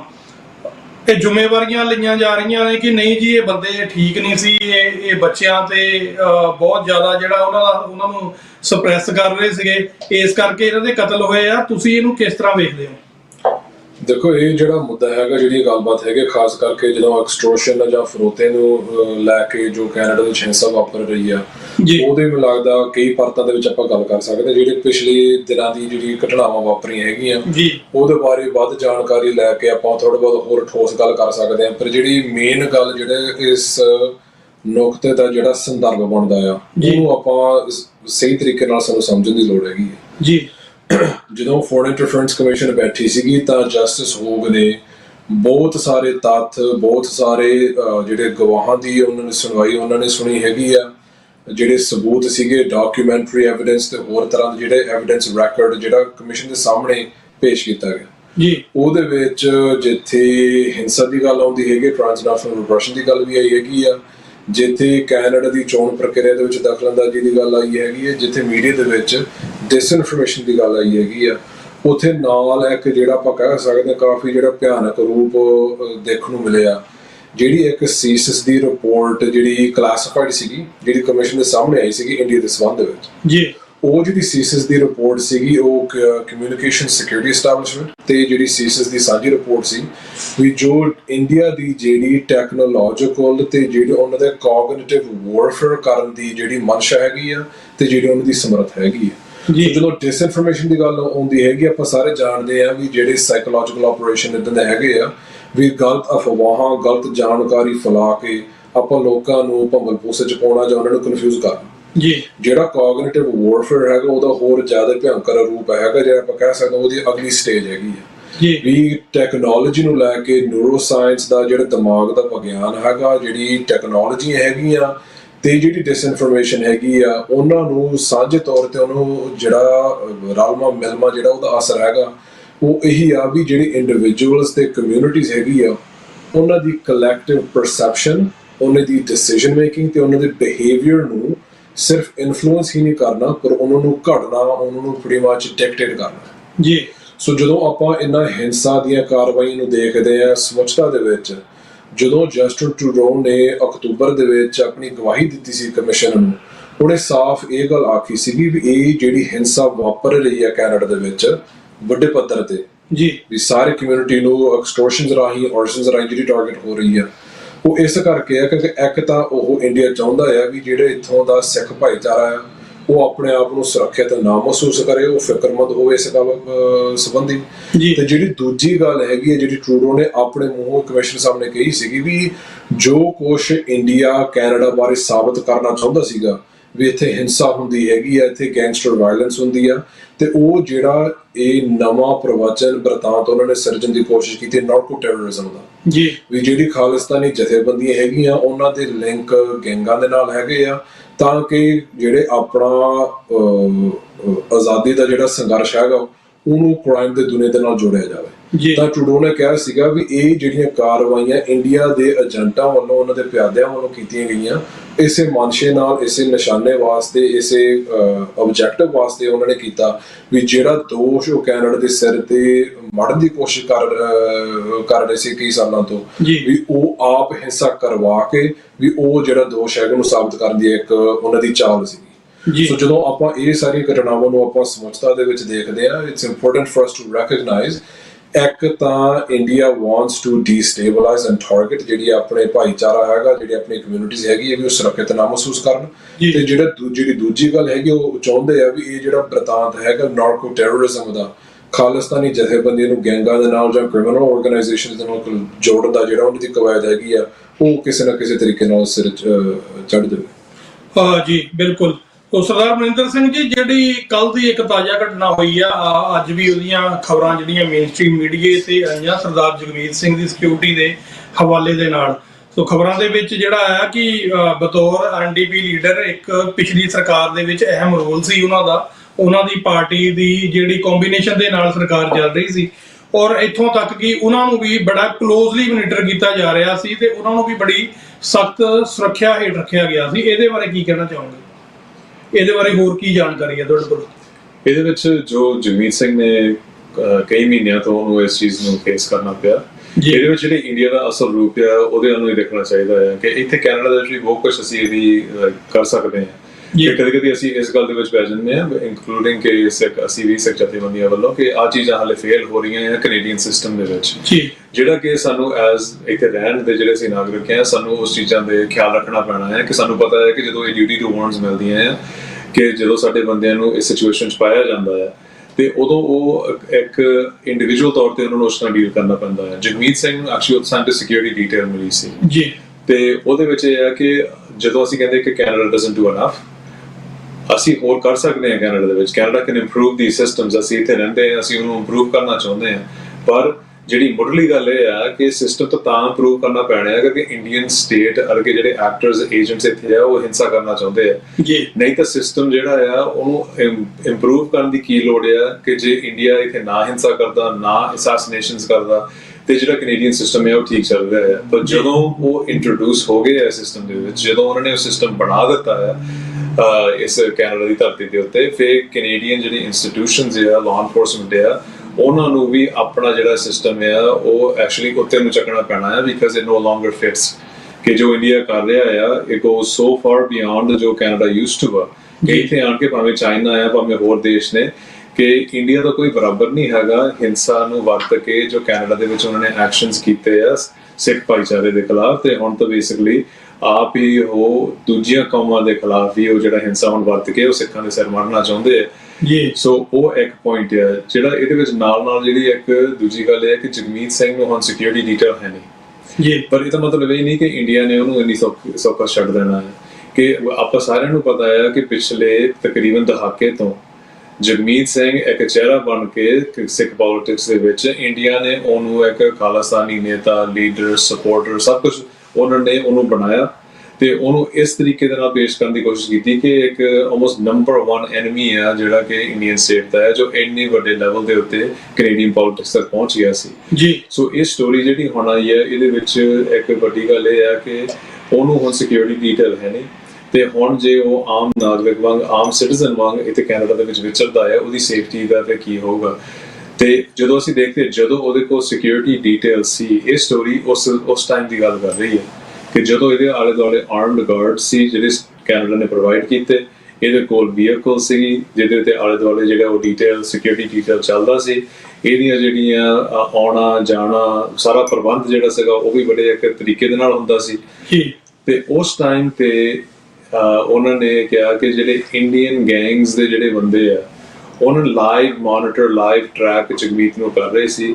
ਕਿ ਉਹ ਕਿੱਥੇ ਜਾ ਰਿਹਾ ਹੈ, ਕਦੋਂ ਜਾ ਰਿਹਾ ਹੈ, ਉਹ ਆਪਣੀ ਓਪਰਚੁਨਿਟੀ ਲੱਭ ਰਹੇ ਸੀਗੇ ਜੀ। ਸੋ ਜੇ ਇੰਨੀ ਸਿਕਿਉਰਿਟੀ ਡਿਟੇਲ ਦੇ ਥੱਲੇ ਉਹਨੂੰ ਲਾਈਵ ਟਰੈਕ ਕਰਕੇ ਉਹਦੇ ਆਉਣਾ ਜਾਣਾ, ਕਿੱਥੇ ਉਹ ਰਹਿ ਰਿਹਾ ਸੀ, ਕਿੱਥੇ ਉਹ ਟਰੈਵਲ ਕਰ ਰਿਹਾ ਸੀ, ਉਹਦਾ ਏਜੰਡਾ, ਡੇ ਟੂ ਡੇ, ਉਹਦਾ ਪਰਿਵਾਰ ਦਾ, ਉਹ ਸਭ ਕੁਝ ਮੋਨੀਟਰ ਕਰ ਰਹੇ ਆ, ਲਾਈਵ ਟਰੈਕ ਕਰ ਰਹੇ ਆ ਉਹਨੂੰ ਬੰਦੇ ਨੂੰ ਡੇ ਟੂ ਡੇ। ਸੋ ਜੇ ਹੁਣ ਉਹਦੇ ਕੋਲ ਸਿਕਿਉਰਿਟੀ ਡਿਟੇਲ ਹੈ ਨਹੀਂ, ਫਿਰ ਇੱਕ ਸਵਾਲ ਵੱਡਾ ਪੈਦਾ ਹੁੰਦਾ ਹੈ ਕਿ ਫਿਰ ਕਿੰਨਾ ਕੁ ਚਿਰ ਬੰਦਾ ਜਿਹੜਾ ਬਚ ਸਕਦਾ ਹੈ ਜੀ। ਤੇ ਇਹ ਕੋਈ ਆਮ ਬੰਦਾ ਨਹੀਂ ਹੈਗਾ, ਨਾ ਹੀ ਕੋਈ ਲੋ ਲੈਵਲ ਐਕਟਿਵਿਸਟ ਹੈ। ਆਪਾਂ ਨੂੰ ਪਤਾ ਹੈ ਕਿ ਦੁਨੀਆ ਭਰ ਦੇ ਵਿੱਚ ਜਗਮੀਤ ਸਿੰਘ ਦੀ ਜੋ ਇੱਕ ਪਛਾਣ ਹੈ ਉਹ ਕਿਸ ਤਰੀਕੇ ਨਾਲ ਬਣੀ ਤੇ ਕਿੱਦਾਂ ਇੰਡੀਆ ਦੇ ਕਹਿ ਗਿਆ ਥੋਰਨ ਇਨ देयर ਸਾਈਡ ਕਿੰਨੇ ਚੱਲੇ ਉਹ ਰਿਹਾ ਹੈ ਤੇ ਹਾਲੇ ਵੀ ਹੈ। ਸੋ ਆਈ ਥਿੰਕ ਉਹਦੇ ਪਿੱਛੇ ਇਹ ਵੀ ਗੱਲ ਹੁੰਦੀ ਹੈ ਕਿ ਜੋ ਉਹਦੀ ਸਿਕਿਉਰਿਟੀ ਡਿਟੇਲ ਹੋਣੇ ਉਹ ਬਿਲਕੁਲ ਨਹੀਂ ਹੈਗੀ। ਪਰ ਇੱਕ ਫਾਰਮਰ ਜਿਹੜਾ ਆਈ ਥਿੰਕ ਕੰਸਰਵੇਟਿਵ ਐਮਪੀ ਸੀਗਾ ਜਿਹੜਾ ਕਿ ਇਰਾਨ ਦੇ ਖਿਲਾਫ ਉਹਨੇ ਕਾਫੀ ਗੱਲਬਾਤ ਕੀਤੀ ਜੀ, ਉਹ ਨੋ ਲੋਂਗਰ ਐਮਪੀ ਹੈ ਪਰ ਉਹਦੇ ਕੋਲ ਸਿਕਿਉਰਿਟੀ ਡਿਟੇਲ ਹੈਗਾ ਹੈ, ਜਗਮੀਤ ਤਾਂ ਚੱਕਿਆ ਗਿਆ ਹੈ ਜੀ। ਹੁਣ ਇਹ ਵੀ ਸਵਾਲ ਪੈਦਾ ਹੁੰਦਾ ਹੈ ਕਿ ਇੱਕ ਜਿਹੜਾ ਆ ਕੈਨੇਡਾ ਦਾ ਗੋਰਾ ਹੈ ਕਿ ਐਮਪੀ ਆ ਉਹ ਇਰਾਨ ਦੇ ਖਿਲਾਫ ਬੋਲਿਆ, ਇਰਾਨ ਤੋਂ ਉਹਨੂੰ ਥ੍ਰੈਟਸ ਆਈਆਂ ਤੇ ਉਹਨੂੰ ਹਾਲੇ ਤੱਕ ਹੀ ਸਿਕਿਉਰਿਟੀ ਡਿਟੇਲ ਜਿਹੜਾ ਮਿਲਿਆ ਹੈ ਜੀ। ਤੇ ਜਗਮੀਤ ਸਿੰਘ ਜਿਹੜਾ ਹੈ ਐਨਡੀਪੀ ਪਾਰਟੀ ਦਾ ਇੱਕ ਮੇਜਰ ਪੋਲੀਟੀਕਲ ਪਾਰਟੀ ਦਾ ਲੀਡਰ ਵੀ ਹੈ, ਕਈ ਸਾਲਾਂ ਤੇ ਉਹ ਪੋਲੀਟੀਕਲ এনवायरमेंट ਦੇ ਵਿੱਚ ਵੀ ਹੈ। ਉਹਨੂੰ ਡਿਊਟੀ ਟੂ ਵਾਰਨ ਜਿਹੜੀ ਹੈ like as in imminent assassination ਕਿ ਉਹਨੂੰ immediately ਉਹਨੂੰ ਮਾਰ ਸਕਦੇ ਆ, ਉਹ ਮਿਲਿਆ। ਸਿਕਿਉਰਿਟੀ ਡਿਟੇਲ ਵੀ ਮਿਲੀ ਜਿਹਦਾ ਮਤਲਬ ਇਹ ਹੈ ਕਿ ਬਾਕੀ ਜਿਹੜਾ ਥ੍ਰੈਟ ਸੀ ਉਹ ਬਹੁਤ ਰੀਅਲ ਸੀ ਕਰਕੇ ਸਰਕਾਰ ਵੱਲੋਂ ਮਿਲਿਆ। ਤੇ ਹੁਣ ਇੱਕਦਮ ਕੁਝ ਮਹੀਨੇ ਬਾਅਦ ਨਾ ਉਹਦੇ ਕੋਲ ਸਿਕਿਉਰਿਟੀ ਡਿਟੇਲ ਆ, ਨਾ ਉਹਦੇ ਕੋਲ ਕੋਈ ਪ੍ਰੋਟੈਕਸ਼ਨ ਆ, ਨਾ ਉਹਦੇ ਕੋਲ ਕੋਈ ਸਪੋਰਟ ਆ ਤੇ ਹਾਲੇ ਕਿ like as in like ਉਹਨੂੰ ਕੁਝ ਮਹੀਨਾ ਕੀ ਹੋਇਆ ਹਾਲੇ ਇਸ ਮੈਦਾਨ ਦੇ ਵਿੱਚ ਬਾਹਰ ਜਾਣ ਦੇ ਜਿਹੜਾ ਪੋਲੀਟੀਕਲ ਮੈਦਾਨ ਆ। ਸੋ ਆਈ ਥਿੰਕ ਇਹ ਜ਼ਿਆਦਾ ਕੁਝ ਅੱਜ ਦੇਖਣ ਲਈ ਮਿਲਿਆ ਹੈ ਕਿ ਇਹ ਸਭ ਕੁਝ ਜਦੋਂ ਇੱਕ ਕੈਨੇਡੀਅਨ ਲੀਡਰ ਨੂੰ ਟਾਰਗੇਟ ਕੀਤਾ ਗਿਆ ਹੈ ਤੇ ਮੋਦੀ ਨੂੰ ਅਸੀਂ ਕਿੱਦਾਂ ਇੱਥੇ ਸੱਦ ਰਹੇ ਹਾਂ। ਇਹ ਕੋਈ 10 ਸਾਲ ਦੀ ਗੱਲ ਨਹੀਂ ਹੈਗੀ, ਪਿਛਲੇ 6 ਮਹੀਨਿਆਂ ਦੀ ਗੱਲ ਹੈ ਤੇ ਉਹ 6 ਮਹੀਨਿਆਂ ਵਿੱਚ ਜਿੱਦਾਂ ਮੈਂ ਪਹਿਲਾਂ ਕਹਿ ਚੁੱਕਿਆ ਕਿ ਉਹ ਹਿੰਸਾ ਰੁਕਿਆ ਨਹੀਂ, ਐਕਚੁਅਲੀ ਉਹ ਐਕਸਟੋਰਸ਼ਨਸ ਦੇ ਰੂਪ ਦੇ ਵਿੱਚ ਹੋਰ ਵਧਿਆ ਹੈ। ਸੋ ਮੋਦੀ ਦਾ ਇੱਥੇ ਆਉਣਾ ਤੇ ਜਗਮੀਤ ਸਿੰਘ ਦੀ ਇਹ ਗੱਲ ਬਾਹਰ ਆਉਣੀ ਇਹ ਬਹੁਤ ਅਹਿਮ ਗੱਲ ਹੈ ਕਿ ਇਸ এনवायरमेंट ਦੇ ਵਿੱਚ, ਇਸ ਪੋਲੀਟੀਕਲ এনवायरमेंट ਦੇ ਵਿੱਚ ਕਿ ਜੇ ਜਗਮੀਤ ਸਿੰਘ ਵਰਗੇ ਜਿਹੜੇ ਆ ਉਹ ਨਹੀਂ ਸੁਰੱਖਿਅਤ ਹੈਗੇ। ਸੋ ਜਿਹੜਾ ਆਮ ਸਿੱਖ ਐਕਟਿਵਿਸਟ ਆ ਉਹ ਵੀ ਕਦੇ ਕਦੇ ਸੋਚਣਾ ਪੈਂਦਾ ਹੈ। ਪਰ ਇਹਦੇ ਵਿੱਚ ਮੈਂ ਇੱਕ ਗੱਲ ਇੱਥੇ ਐਂਡ ਕਰਦਾ ਹਾਂ ਕਿ ਅਸੀਂ ਬੜੀ ਚੜ੍ਹਦੀ ਕਲਾ ਦੇ ਵਿੱਚ ਜਿਹੜੇ ਜਿੰਨਾ ਵੀ ਕੁਝ ਕਰਦੇ ਆ ਉਹਦੇ ਵਿੱਚ ਵਿਚਰਦੇ ਆ। ਸਭ ਕੁਝ ਮਹਾਰਾਜ ਦੇ ਹੱਥ ਦੇ ਵਿੱਚ ਭਾਣੇ ਦੇ ਵਿੱਚ ਹੁੰਦਾ ਹੈ ਤੇ ਅਸੀਂ ਇਸ ਗੱਲ ਤੋਂ ਪਿੱਛੇ ਨਹੀਂ ਹਟਣਾ, ਨਾ ਕਿਸੇ ਨੇ ਡਰ ਕੇ ਕਿਸੇ ਨੇ ਬੋਲਣਾ ਬੰਦ ਕਰ ਦੇਣਾ, ਨਾ ਕੁਝ ਹੋ ਰਿਹਾ। ਪਰ ਅਸੀਂ ਜਦੋਂ ਸਿਸਟਮ ਨੂੰ ਇੰਪਰੂਵ ਕਰ ਸਕਦੇ ਹਾਂ ਅਸੀਂ ਉਹਨੂੰ ਇੰਪਰੂਵ ਕਰਨਾ ਹੈ। ਅਸੀਂ ਇਹ ਨਹੀਂ ਕਹਿ ਸਕਦੇ ਕਿ ਅਸੀਂ ਗੈਪਸ ਨਹੀਂ ਦੱਸਦੇ। ਗੈਪਸ ਇਸ ਸਿਸਟਮ ਦੇ ਵਿੱਚ ਬਹੁਤ ਵੱਡੇ ਨੇ। like as in ਜਦੋਂ ਤੁਹਾਨੂੰ ਡਿਊਟੀ ਟੂ ਵਾਰਨ ਮਿਲਦੀ ਹੈ like as in ਮੈਨੂੰ several duty to warns ਮਿਲੀਆਂ ਹੈ ਭਾਈ ਦੀਪ ਸਿੰਘ ਨਿੱਜਰ ਦੇ ਨਾਲ ਜੁਲਾਈ 2022 ਦੇ ਵਿੱਚ ਵੀ ਉਹਨਾਂ ਦੀ ਸ਼ਹੀਦੀ ਤੋਂ ਬਾਅਦ ਵੀ ਉਸ ਤੋਂ ਬਾਅਦ ਵੀ ਤੇ ਉਹ ਜਿਹੜੀਆਂ ਡਿਊਟੀ ਟੂ ਵਾਰਨਸ ਆ ਤੁਹਾਨੂੰ ਬੇਸਿਕਲੀ ਇੱਕ ਪੇਪਰ ਬਣਾਉਂਦੇ ਆ, ਉਹ ਤੁਹਾਨੂੰ ਦੱਸਦੇ ਕਿ ਤੁਹਾਨੂੰ ਅੱਜ ਵਾਰਨਿੰਗ ਦੇ ਦਿੱਤੀ, ਪੇਪਰ ਤੁਹਾਡੇ ਕੋਲ ਮੁੜ ਕੇ ਲੈ ਜਾਂਦੇ ਆ ਤੇ ਬਾਅਦ ਦੇ ਵਿੱਚ ਇਹ ਹੁੰਦਾ ਹੈ ਕਿ ਚਲੋ ਹੁਣ ਤੁਸੀਂ ਆਪਣਾ ਸੋਚੋ and that's it। ਇਹ ਤੋਂ ਅੱਗੇ ਕੁਝ ਨਹੀਂ ਮਿਲਦਾ। ਇਹ ਤਾਂ ਜਦੋਂ ਤੁਸੀਂ ਕਿਸੇ ਨੂੰ ਕੋਈ ਚੀਜ਼ ਪੜਾਉਂਦੇ ਆ ਕਿ ਹੁਣ ਤੁਸੀਂ ਸਮਝ ਗਏ ਤੇ ਸਾਡੀ ਲਾਇਬਿਲਿਟੀ ਹੁਣ ਖਤਮ ਹੋ ਗਈ ਆ, ਹੁਣ ਤੁਸੀਂ ਆਪਣਾ ਸੋਚੋ। ਤੇ ਇਹ ਸਿਸਟਮ ਨੂੰ ਡੈਫੀਨਿਟਲੀ ਇੰਪਰੂਵ ਕਰ ਸਕਦੇ ਆ ਕਰਕੇ ਹੁਣ ਜਿੰਨੇ ਸਾਨੂੰ ਪਤਾ ਆ ਤਕਰੀਬਨ 12 ਤੋਂ 15 ਸਿੱਖ ਜਿਹੜੇ ਐਕਟਿਵਿਸਟ ਆ ਕੈਨੇਡਾ ਦੇ ਵਿੱਚ ਉਹਨਾਂ ਨੂੰ ਡਿਊਟੀ ਟੂ ਵਾਰਨਸ ਮਿਲ ਚੁੱਕੀਆਂ ਆ ਪਿਛਲੇ ਸਾਲ ਦੇ ਵਿੱਚ ਤੇ ਪਿਛਲੇ 6 ਮਹੀਨਿਆਂ ਦੇ ਵਿੱਚ ਜਿਹੜੀ ਆਪਾਂ ਗੱਲ ਕਰ ਰਹੇ ਆ ਐਟਲੀਸਟ ਜਿਹੜੇ ਆ 4-5 ਨੂੰ ਤੋਂ ਉਹ ਪਿਛਲੇ 6 ਮਹੀਨਿਆਂ 'ਚ ਮਿਲੀ ਹੈ। ਸੋ ਇਹ ਇਸ਼ੂ ਮੁੱਕਿਆ ਨਹੀਂ ਹੈਗਾ ਜਿਹੜਾ ਇੰਡੀਅਨ ਥ੍ਰੈਟ ਤੇ ਉਹ ਜਿਹੜੀ ਹਿੰਸਾ ਦਾ ਥ੍ਰੈਟ ਹੈ ਉਹ ਹਾਲੇ ਵੀ ਚੱਲ ਰਿਹਾ ਹੈ। ਸੋ ਬੇਸਿਕਲੀ ਇਹ ਸਿਰਫ ਇੱਕ ਸੇਫਟੀ ਮੈਨੂਅਲ ਆ। ਜਿਵੇਂ ਤੁਸੀਂ ਕੋਈ ਪਲੇਨ ਬੋਰਡ ਕਰਦੇ ਆ ਸੀਟ ਤੇ ਬਹਿੰਦੇ ਆ ਤਾਂ ਤੁਹਾਨੂੰ ਇੱਕ ਸੀਟ ਦੇ ਸਾਹਮਣੇ ਪਿਆ ਹੁੰਦਾ ਵੀ ਤੁਸੀਂ ਇਦਾਂ ਹੋ ਗਿਆ ਤਾਂ ਇਦਾਂ ਕਰਨਾ ਤੇ ਜੇ ਆ ਮਾਸਕ ਡੇਪਿਆ ਉਹਨੂੰ ਮੂੰਹ 'ਚ ਪਾਣਾ ਤੇ ਇਹ ਤੋਂ ਇਲਾਵਾ ਸੇਫਟੀ ਵੈਸਟ ਤੁਹਾਡੀ ਸੀਟ ਦੇ ਥੱਲੇ, ਇਹ ਤੋਂ ਇਲਾਵਾ ਹੋਰ ਕੁਝ ਨਹੀਂ। ਸੋ ਸਰਦਾਰ ਪ੍ਰਭਜੋਤ ਸਿੰਘ ਜੀ ਬੀਇੰਗ ਏ ਲਾਇਰ ਮੈਂ ਤੁਹਾਨੂੰ ਇਹ ਤੁਸੀਂ ਪੁੱਛਣਾ ਚਾਹੁੰਦਾ, ਮੈਂ ਤੁਹਾਨੂੰ ਇਹਨੂੰ ਥੋੜਾ ਜਿਹਾ ਡਿਟੇਲ ਦੇ ਵਿੱਚ ਦੱਸਿਓ ਕਿ ਫੇਲੀਅਰ ਕਿੱਥੇ ਆ। ਜਿਹੜੀਆਂ ਡਿਊਟੀ ਟੂ ਵਾਰਨ ਨੋਟਿਸ ਹੈਗੇ ਆ ਲੰਮੇ ਸਮੇਂ ਤੋਂ ਹੈਗੇ ਆ, ਉਹਦੇ ਬਾਵਜੂਦ ਵੀ ਜਿਹੜਾ ਇੱਕ ਤਾਜ਼ਾ ਘਟਨਾ ਜਿਹੜੀ ਇੱਕ ਤਾਂ ਚਲੋ ਕੱਲ ਪਰਸੋਂ ਦੀ ਜਿਹੜੀ ਮੈਂ ਦੱਸ ਰਿਹਾ, ਉਹ ਤੋਂ ਇਲਾਵਾ ਸਿੱਖ ਐਕਟਿਵਿਸਟ ਸਰਦਾਰ ਹਰਜੀਤ ਸਿੰਘ ਢੱਡਾ ਉਹਨਾਂ ਨੂੰ ਵੀ ਨਿਸ਼ਾਨਾ, ਇਹ ਸਭ ਦੇ ਡਿਊਟੀ ਦੀ ਵਾਰਨ ਨੋਟਿਸ ਹੋਣ ਦੇ ਬਾਵਜੂਦ ਵੀ ਜਿਵੇਂ ਭਾਈ ਨਿੱਜਰ ਉਹਨਾਂ ਨੂੰ ਬਣਾਇਆ ਗਿਆ ਸੀ, ਸਰਦਾਰ ਹਰਦੀਪ ਸਿੰਘ ਢੱਡਾ ਉਹਨਾਂ ਨੂੰ ਵੀ ਬਰੈਂਪਟਨ ਦੇ ਵਿੱਚ ਉਹਨਾਂ ਦੇ ਬਿਜ਼ਨਸ ਦੇ ਵਿੱਚ ਵੜ ਕੇ ਨਿਸ਼ਾਨਾ ਬਣਾ ਦਿੱਤਾ ਗਿਆ। ਸੋ ਇਹ ਫੇਲੀਅਰ ਕਿੱਥੇ ਆ ਕਿ ਕਾਨੂੰਨ ਢਿੱਲੇ ਨੇ ਜਾਂ ਸਿਕਿਉਰਿਟੀ ਏਜੰਸੀ ਜਿਹੜੀਆਂ ਸਾਰੀ ਜਾਣਕਾਰੀ ਹੋਣ ਦੇ ਬਾਵਜੂਦ ਵੀ ਆਪਣਾ ਜਿਹੜਾ ਕੰਮ ਆ ਉਹ ਨਹੀਂ ਕਰ ਸਕਦੀਆਂ, ਜੇ ਪ੍ਰੋਟੈਕਟ ਹੀ ਨਹੀਂ ਕਰ ਸਕਦੀਆਂ ਤਾਂ ਫਿਰ ਇੰਨੇ ਵੱਡੇ ਜਿਹੜੇ ਬਜਟ ਹੈ ਨਾ ਏਜੰਸੀਆਂ ਦੇ ਕੈਨੇਡੀਅਨ ਟੈਕਸਪੇਅਰ ਦੇ ਉੱਤੇ ਪਾਏ ਜਾਂਦੇ ਨੇ ਉਹ ਕੀ ਘੱਟ ਨੇ ਜਾਂ ਇਹਦੇ ਵਿੱਚ ਕੀ ਹੋਰ ਕਦਮ ਕੀ ਚੱਕਣੇ ਚਾਹੀਦੇ ਆ ਸਰਕਾਰ ਨੂੰ ਕਿ ਇਹ ਜਿਹੜਾ ਸਾਰਾ ਕੁਝ ਆ ਇਹ ਬੰਦ ਹੋਵੇ ਜੀ। ਸੋ ਤੇ ਭਾਈ ਸਾਹਿਬ ਜਿਹੜੀ ਮੈਂ ਗੱਲ ਸ਼ੁਰੂ ਕਰਨਾ ਚਾਹੁੰਦਾ, ਜਿਹੜੀ ਤੁਸੀਂ ਉਦਾਹਰਨ ਦਿੱਤੀ ਹੈਗੀ ਆ ਜਿਹੜੀ ਡਿਊਟੀ ਟੂ ਵਾਰਨ ਹੈਗੀ ਆ, ਉਹ ਜਿਹੜੀ 에ਅਰਪਲੇਨ ਬੈਠਣ ਅਨੁਸਾਰ ਜਿਹੜੀ ਸੇਫਟੀ ਇਨਸਟਰਕਸ਼ਨ ਤੁਹਾਨੂੰ ਦਿੰਦੇ ਆ, ਜੋ ਇਨਸਟਰਕਸ਼ਨ ਕੋਡ ਦਿੰਦੇ ਆ ਉਹਦੇ ਬਰਾਬਰ ਆ ਜੀ। ਮੈਂ ਕਹੂੰਗਾ ਵੀ ਇੰਨਾ ਵੀ ਨਹੀਂ ਹੈਗਾ ਜੀ ਵੀ ਜਿਹੜੇ ਉਹ ਸੇਫਟੀ ਇਨਸਟਰਕਸ਼ਨ ਤੁਹਾਨੂੰ ਦਿੰਦੇ ਹੈਗੇ ਆ, ਉਹਦਾ ਕੋਈ ਮੁੱਲ ਆ, ਉਹਦਾ ਕੋਈ ਮਕਸਦ ਆ, ਵੀ ਉਹਦਾ ਕੋਈ ਫਾਇਦਾ ਵੀ ਹੈਗਾ ਜੀ। ਉਹਦੇ ਵਿੱਚ ਤੁਹਾਨੂੰ ਦੱਸਦੇ ਆ ਵੀ these are your safety routes, these are the steps you need to take, ਆ ਤੁਹਾਡੇ ਸਾਧਨ ਹੈਗੇ ਆ ਤੁਹਾਡੇ ਸੁਰੱਖਿਆ ਵਾਸਤੇ, ਤੁਸੀਂ ਤੁਹਾਡੇ ਕੋਲ ਮਾਸਕ ਹੋਊਗਾ ਆਕਸੀਜਨ ਵਾਸਤੇ, ਵੈਸਟ ਹੋਊਗੀ ਜੇ ਤੁਸੀਂ ਪਾਣੀ 'ਚ ਜਾਂਦੇ ਹੈਗੇ ਆ ਜੀ। ਜਿਹੜਾ ਇਸ ਵੇਲੇ ਦਾ ਜਿਹੜਾ ਡਿਊਟੀ ਟੂ ਵਾਰਨ ਜਿਹੜਾ ਮੈਕੈਨਿਜ਼ਮ ਹੈਗਾ, ਉਹ ਸਿਰਫ ਤੇ ਸਿਰਫ ਇੱਕ ਲੀਗਲ ਆਬਲੀਗੇਸ਼ਨ ਤੇ ਲਾਇਬਿਲਿਟੀ ਨੂੰ ਸ਼ਿਫਟ ਕਰਨ ਵਾਸਤੇ ਪੁਲਿਸ ਵੱਲੋਂ ਏਜੰਸੀ ਵੱਲੋਂ ਚੱਕਿਆ ਕਦਮ ਹੁੰਦਾ ਜੀ। ਉਹ ਜਦੋਂ ਵੀ ਕਿਸੇ ਵੀ ਵੀਰ ਨੂੰ ਭੈਣ ਨੂੰ ਡਿਊਟੀ ਟੂ ਵਾਰਨ ਦਿੰਦੇ ਆ, ਉਹ ਨਾ ਕੋਈ ਸਾਧਨ, ਨਾ ਕੋਈ ਰਿਸੋਰਸ, ਨਾ ਕੋਈ ਸਪੋਰਟ ਦਿੰਦੇ ਆ, ਉਹ ਸਿਰਫ ਇੱਕ ਪਰਚੀ ਫੜਾਉਂਦੇ ਆ ਦੱਸਣ ਵਾਸਤੇ ਵੀ ਆਪਾਂ ਆਪਣੀ ਜ਼ਿੰਮੇਵਾਰੀ ਆਪਾਂ ਨਿਭਾ ਲਈ ਆ, ਆਪਾਂ ਤੁਹਾਨੂੰ ਦੱਸ ਦਿੱਤਾ, ਬਾਕੀ ਹੁਣ ਤੁਹਾਡੀ ਮਰਜ਼ੀ ਹੈ, ਤੁਹਾਡੀ ਜ਼ਿੰਮੇਵਾਰੀ ਹੈ ਜੀ। ਜਦੋਂ ਇਹ ਗੱਲ ਆਪਾਂ ਕਮਿਸ਼ਨ ਦੇ ਵਿੱਚ ਵੀ ਆਪਾਂ ਉਠਾਈ ਸੀਗੀ ਵੀ ਜਿਹੜੀ ਟ੍ਰਾਂਸਨੈਸ਼ਨਲ ਰਿਪਰੈਸ਼ਨ ਆ, ਵੀ ਜਦੋਂ ਆਪਣੇ ਵੀਰਾਂ ਤੇ ਨੌਜਵਾਨਾਂ ਤੇ ਸਾਡੇ ਆਗੂਆਂ ਤੇ ਇਹੋ ਜਿਹੇ ਖਤਰੇ ਆ ਜੋ ਸਾਨੂੰ ਪਤਾ ਵੀ ਸਿੱਧਾ ਵੀ ਇੱਕ ਵਿਦੇਸ਼ੀ ਸਰਕਾਰ ਆਪਣੇ ਬੰਦੇ ਨੂੰ ਟਾਰਗੇਟ ਕਰ ਰਹੀ ਹੈ ਜੀ, ਤਾਂ ਤੁਸੀਂ ਕਹਿ ਰਹੇ ਹੋ ਵੀ ਜਿਹੜੇ ਟਾਰਗੇਟ ਹੈਗੇ ਆ ਉਹਨਾਂ ਕੋਲ ਫਿਰ ਦੋ ਆਪਸ਼ਨ ਹੁੰਦੀਆਂ, ਜਾਂ ਤਾਂ ਜਿਹੜੀ ਆਪਣੀ ਗੱਲ ਹੈਗੀ ਉਹ ਬਾਕੀ ਨਾਲ ਰੱਖਦੇ ਰਹਿਣ ਨਿਧੜਕ ਹੋ ਕੇ ਆਪਣੀ ਗੱਲਬਾਤ, ਜਿਸ ਤਰੀਕੇ ਨਾਲ ਭਾਈ ਹਰਦੀਪ ਸਿੰਘ ਜੀ ਨੇ ਕੀਤੀ ਸੀ ਤੇ ਹੋਰ ਬਹੁਤ ਸਾਰੇ ਵੀਰਾਂ ਨੇ ਕੀਤੀ ਹੈਗੀ ਆ, ਵੀ ਆਪਣੀ ਗੱਲਬਾਤ ਨਹੀਂ ਛੱਡੀ, ਤਾਂ ਜਿਹੜਾ ਉਹ ਖਤਰਾ ਹੈ ਉਹਨਾਂ ਦੇ ਸਿਰ ਦੇ ਉਹ ਤਲਵਾਰ ਲਟਕਦੀ ਰਹਿੰਦੀ ਹੈ। ਜਾਂ ਉਹਨਾਂ ਦੀ ਦੂਜੀ ਚੋਇਸ ਹੈਗੀ ਆ ਵੀ ਉਹ ਬੈਕਫੁੱਟ ਤੇ ਜਾ ਕੇ ਆਪਣੀ ਜ਼ਿੰਮੇਵਾਰੀਆਂ ਤੋਂ ਲਾਂਭੇ ਹੋ ਕੇ ਘਰੇ ਬਹਿ ਜਾਣ ਜੇ ਚੁੱਪ ਹੋ ਜਾਣ, ਤਾਂ ਫਿਰ ਉਹਨਾਂ ਜਾਨ ਨੂੰ ਖਤਰਾ ਨਹੀਂ ਹੈਗਾ ਜੀ। ਵੀ ਇਹੀ ਸਰਕਾਰਾਂ ਚਾਹੁੰਦੀਆਂ ਹੈਗੀਆਂ ਵੀ ਤੁਹਾਡਾ ਹੁਣ ਇਹ ਦੋ ਆਪਸ਼ਨਾਂ, ਇਹਦੇ ਵਿੱਚ ਕੋਈ ਆਪਸ਼ਨ ਤਾਂ ਹੈ ਨਹੀਂ ਰੀਅਲਿਸਟਿਕ, ਵੀ ਇਹਦੇ ਬਾਰੇ ਤੁਹਾਡਾ ਕੀ ਪ੍ਰਤੀਕਰਮ। ਤੇ ਜਿਹੜਾ RCMP ਦਾ ਜਿਹੜਾ ਮੁਖੀ ਸੀਗਾ, ਜਿਹੜਾ ਕਮਿਸ਼ਨਰ ਸੀਗਾ ਜਿਹਨੇ ਜਵਾਬ ਦਿੱਤਾ, ਉਹਦਾ ਜਵਾਬ ਇਹੀ ਸੀਗਾ ਵੀ ਜਦੋਂ ਇਸ ਨੌਬਤ ਤੱਕ ਬੰਦਾ ਆ ਜਾਵੇ ਫਿਰ ਉਹ ਇੰਡੀਵਿਜੂਅਲ ਦੀ ਚੋਇਸ ਆ,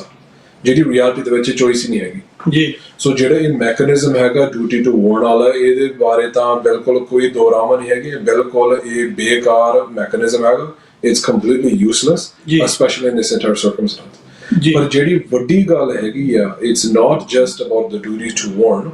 ਜਦੋਂ ਆਪਾਂ ਕਹਿੰਦੇ ਆ ਵੀ ਇਹ ਹੁਣ ਹੱਲ ਕੀ ਹੈ ਜਾਂ ਹੁਣ ਕੀ ਕੀਤਾ ਜਾਵੇ, ਜਾਂ ਇੱਥੇ ਗੈਪ ਕਿੱਥੇ ਹੈ ਜਾਂ ਮਿਸਟੇਕ ਕਿੱਥੇ ਹੈ, ਸਾਡੇ ਵਾਸਤੇ ਸਾਨੂੰ ਇਹ ਸੋਚਣ ਵਾਸਤੇ ਸਾਨੂੰ ਮਜਬੂਰ ਹੋਣਾ ਪੈ ਰਿਹਾ ਵੀ ਇਹ ਸੋਚਣ ਨੂੰ ਵੀ ਸਿੱਖ ਦੀ ਜਿਹੜੀ ਜਾਨ ਹੈਗੀ, ਜਿਹੜੀ ਜ਼ਿੰਦਗੀ ਹੈਗੀ, ਉਹ ਕੈਨੇਡਾ ਦੇ ਵਿੱਚ ਉਹਦਾ ਕਿੰਨਾ ਕੁ ਮੁੱਲ ਆ ਜੀ। ਕਿਉਂਕਿ ਜੇ ਇਹ ਹੋਰ ਕਿਸੇ ਭਾਈਚਾਰੇ ਦੇ ਵਿੱਚ ਕੋਈ ਮਸਲਾ ਖੜਾ ਹੁੰਦਾ ਤਾਂ ਸਾਨੂੰ ਪਤਾ ਵੀ ਹਾਹਾਕਾਰ ਮੱਚੀ ਹੋਣੀ ਸੀਗੀ। ਜੇ ਚੀਨ ਵੱਲੋਂ ਕੀਤਾ ਗਿਆ ਹੁੰਦਾ, ਜੇ ਰੂਸ ਵੱਲੋਂ ਕੀਤਾ ਗਿਆ ਹੁੰਦਾ, ਤਾਂ ਇਹ ਸਿਚੁਏਸ਼ਨ ਬਿਲਕੁਲ ਡਿਫਰੈਂਟ ਹੋਣੀ ਸੀ ਜੀ। ਸੋ ਫੰਡਾਮੈਂਟਲੀ ਸਾਨੂੰ ਸਮਝਣ ਦੀ ਲੋੜ ਹੈਗੀ, ਤੇ ਇਹ ਗੱਲ ਆਪਾਂ ਸ਼ੁਰੂ ਤੋਂ ਕਹਿੰਦੇ ਆ ਰਹੇ ਹੈਗੇ ਭਾਈ ਹਰਦੀਪ ਸਿੰਘ ਦੀ ਸ਼ਹਾਦਤ ਤੋਂ ਬਾਅਦ, ਵੀ ਜੋ ਕੈਨੇਡਾ ਵੱਲੋਂ ਵੀ ਇਸ ਮਸਲਾ ਹੁਣ ਚੱਕਿਆ ਜਾ ਰਿਹਾ, ਇਹ ਆਪਣੀ ਨੈਤਿਕਤਾ ਵਿੱਚੋਂ ਨਹੀਂ ਚੱਕਿਆ ਜਾ ਰਿਹਾ, ਜੋ ਉਹਨਾਂ ਦੇ ਰਾਜਸੀ ਜਿਹੜੇ ਮਫਾਦ ਹੈਗੇ, ਜਿਹੜੇ ਜੀਓਪੋਲਿਟੀਕਲ ਇੰਟਰਸਟ ਹੈਗੇ ਆ, ਉਹਨੂੰ ਵੀ ਸਾਨੂੰ ਦੇਖਣ ਸਮਝਣ ਦੀ ਲੋੜ ਹੈਗੀ ਹੈ। ਕਿਉਂਕਿ ਜਿਹੜੀ ਫੋਰਨ ਇੰਟਰਫੇਰੈਂਸ, ਜਿਹੜੀ ਟ੍ਰਾਂਸਨੈਸ਼ਨਲ ਰਿਪਰੈਸ਼ਨ ਵਾਲੀ ਗੱਲ ਹੈਗੀ ਆ, fundamentally it's a foreign policy issue ਜੀ। ਤੇ ਇਹ ਗੱਲ ਆਪਾਂ ਫੋਰਨ ਇੰਟਰਫੇਰੈਂਸ ਕਮਿਸ਼ਨ ਦੇ ਵਿੱਚ ਵੀ ਵਾਰ-ਵਾਰ ਕੀਤੀ ਸੀਗੀ, ਤੇ ਆਪਾਂ ਜਿਹੜੇ ਗਵਾਹ ਵੀ ਆਏ ਸੀਗੇ ਉਹਨਾਂ ਕੋਲੋਂ ਵੀ ਕਹਾਈ ਸੀਗੇ, ਉਹ ਮੰਨ ਗਏ ਸੀ ਵੀ fundamentally the issue, the gap is about policy ਜੀ। ਜੇ ਕੈਨੇਡਾ ਚਾਹੁੰਦਾ ਆ ਵੀ ਆਪਾਂ ਇੰਡੀਆ ਦੀ ਜਿਹੜੀਆਂ ਕਾਰਵਾਈ ਹੈਗੀਆਂ ਆਪਾਂ ਇਹਨਾਂ ਨੂੰ ਨੱਥ ਪਾਉਣੀ ਆ, ਤਾਂ ਬਿਲਕੁਲ ਫਿਰ ਨਿਧੜਕ ਹੋ ਕੇ ਵਿਵਾਕ ਹੋ ਕੇ ਉਹ ਕਰਨ। ਆਪਾਂ ਜਿਸ ਤਰੀਕੇ ਨਾਲ ਹੁਣ ਮੋਦੀ ਦੇ ਸੱਦੇ ਦੀ ਉਦਾਹਰਨ ਤੋਂ ਆਪਾਂ ਦੇਖ ਸਕਦੇ ਹਾਂ ਵੀ ਉਹਨਾਂ ਨੇ ਬਿਲਕੁਲ ਯੂ ਟਰਨ ਮਾਰ ਲਿਆ, ਕਿਉਂਕਿ ਉਹਨਾਂ ਨੂੰ ਲੱਗ ਗਿਆ ਵੀ ਇਹ ਜਿਹੜਾ ਮਸਲਾ ਆ ਇਹ ਸਿੱਖਾਂ ਦਾ ਮਸਲਾ ਆ, ਸਾਡਾ ਮਸਲਾ ਨਹੀਂ ਹੈਗਾ, ਤੇ ਜਿਹੜੇ ਸਾਡੇ ਮਫਾਦ ਹੈਗੇ ਉਹ ਹੋਰ ਹੈਗੇ, ਵੀ ਆਪਾਂ ਇਹਨਾਂ ਨਾਲ ਵਪਾਰਕ ਜਿਹੜੇ ਸਬੰਧ ਹੈਗੇ ਆਪਾਂ ਵਧਾਉਣੇ ਆ ਜੀ। ਸੋ ਫੰਡਾਮੈਂਟਲੀ ਜਿਹੜੀ ਸਿੱਖਾਂ ਨੂੰ ਅੰਦਰੂਨੀ ਤੌਰ ਤੇ ਵੀ ਤੇ ਬਾਹਰ ਐਕਸਟਰਨਲੀ ਪੋਲੀਟੀਕਲ ਸਫੀਅਰ ਦੇ ਵਿੱਚ ਜਿਹੜੀ ਗੱਲ ਨਾਲ ਸਾਨੂੰ ਸਾਰਿਆਂ ਨੂੰ ਗ੍ਰੈਪਲ ਕਰਨ ਦੀ ਲੋੜ ਹੈਗੀ ਆ, ਇਹ ਨਾ ਕੋਈ ਸਿਕਿਉਰਿਟੀ ਇਸ਼ੂ ਹੈਗਾ, ਨਾ ਕੋਈ ਹੋਰ ਤਕਨੀਕੀ ਕਾਰਨਾਂ ਕਰਕੇ ਸਭ ਕੁਝ ਹੋ ਰਿਹਾ, ਇਹ ਪੋਲੀਟੀਕਲ ਵਿਲ ਤੇ ਆ ਕੇ ਗੱਲ ਆ ਕੇ ਖੜਦੀ ਹੈਗੀ ਆ ਵੀ ਸਰਕਾਰ ਨੇ ਤੇ ਜਿਹੜੇ MP ਹੈਗੇ ਆ, ਭਾਵੇਂ ਸਿੱਖ ਹੋਣ ਭਾਵੇਂ ਗੈਰ ਸਿੱਖ ਹੋਣ, ਵੀ ਉਹਨਾਂ ਦੇ ਵਿੱਚ ਉਹਨਾਂ ਦੀ ਜ਼ਿੰਮੇਵਾਰੀ ਜਾਂ ਉਹਨਾਂ ਦੇ ਵਿੱਚ ਦਮ ਕਿੰਨਾ ਹੈਗਾ ਵੀ ਗਲਤ ਨੂੰ ਗਲਤ ਕਹਿਣ ਵਾਸਤੇ ਤੇ ਗਲਤ ਦੇ ਖਿਲਾਫ ਸਟੈਂਡ ਲੈਣ ਵਾਸਤੇ ਜੀ। ਬਿਲਕੁਲ ਸਰਦਾਰ ਮਨਿੰਦਰ ਸਿੰਘ ਜੀ, ਇੱਥੇ ਵੀ ਬੜੀ ਅਹਿਮ ਗੱਲ ਜਿਹੜਾ ਨੁਕਤਾ ਇੱਕ ਜਿਹੜਾ ਭਾਈ ਸਾਹਿਬ ਨੇ ਸ਼ੇਅਰ ਕੀਤਾ ਕਿ MP ਹਾਲ ਹੀ ਦੇ ਵਿੱਚ ਜਿਹੜੀ ਇਲੈਕਸ਼ਨ ਹੋ ਕੇ ਹਟੀ ਆ, ਨਵੀਂ ਸਰਕਾਰ ਬਣੀ ਆ, ਔਰ ਬੜੀਆਂ ਖੁਸ਼ੀਆਂ ਮਨਾਈਆਂ ਗਈਆਂ ਕਿ 24 ਤੋਂ ਵੱਧ ਜਿਹੜੇ ਆਪਣੇ ਭਾਈਚਾਰੇ ਦੇ ਜਿਹੜੇ MP ਆ ਉਹ ਬਣੇ ਆ। ਸੋ ਹੁਣ ਤੱਕ ਉਹ ਕਿਹੜੀ ਆਵਾਜ਼ ਆ ਜਿਹੜੀ ਇਸ ਸਾਰੇ ਘਟਨਾਕ੍ਰਮ ਦੇ ਅਨੁਕੂਲ ਹੈ, ਜਿਹੜੀ ਪਾਰਲੀਮੈਂਟ ਦੇ ਵਿੱਚ ਆਈ ਹੈ?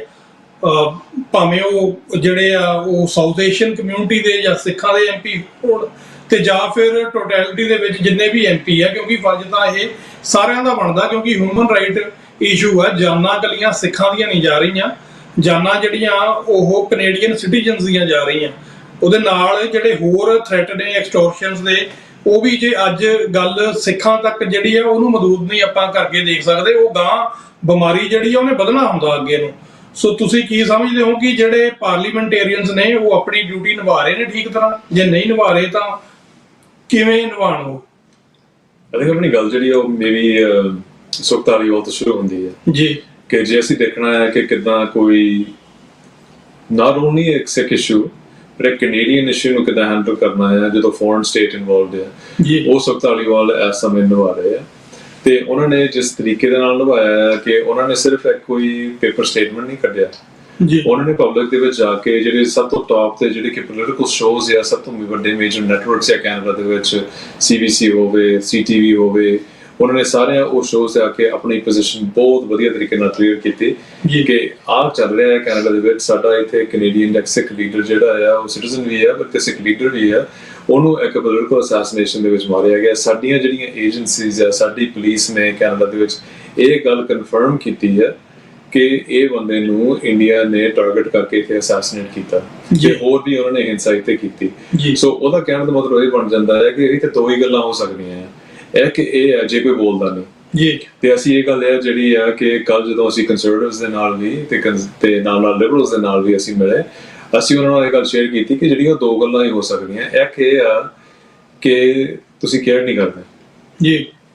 ਕਿ ਤੁਸੀਂ ਇਸ ਗੱਲ ਦਾ ਬਿਲਕੁਲ ਤੁਹਾਨੂੰ ਫਿਕਰ ਨਹੀਂ ਕਿ ਉਹ ਸਿੱਖਾਂ ਨੂੰ ਮਾਰ ਰਹੇ ਆ, ਇੰਡੀਆ ਤੇ ਹਿੰਸਾ ਕਰ ਰਿਹਾ ਹੈ,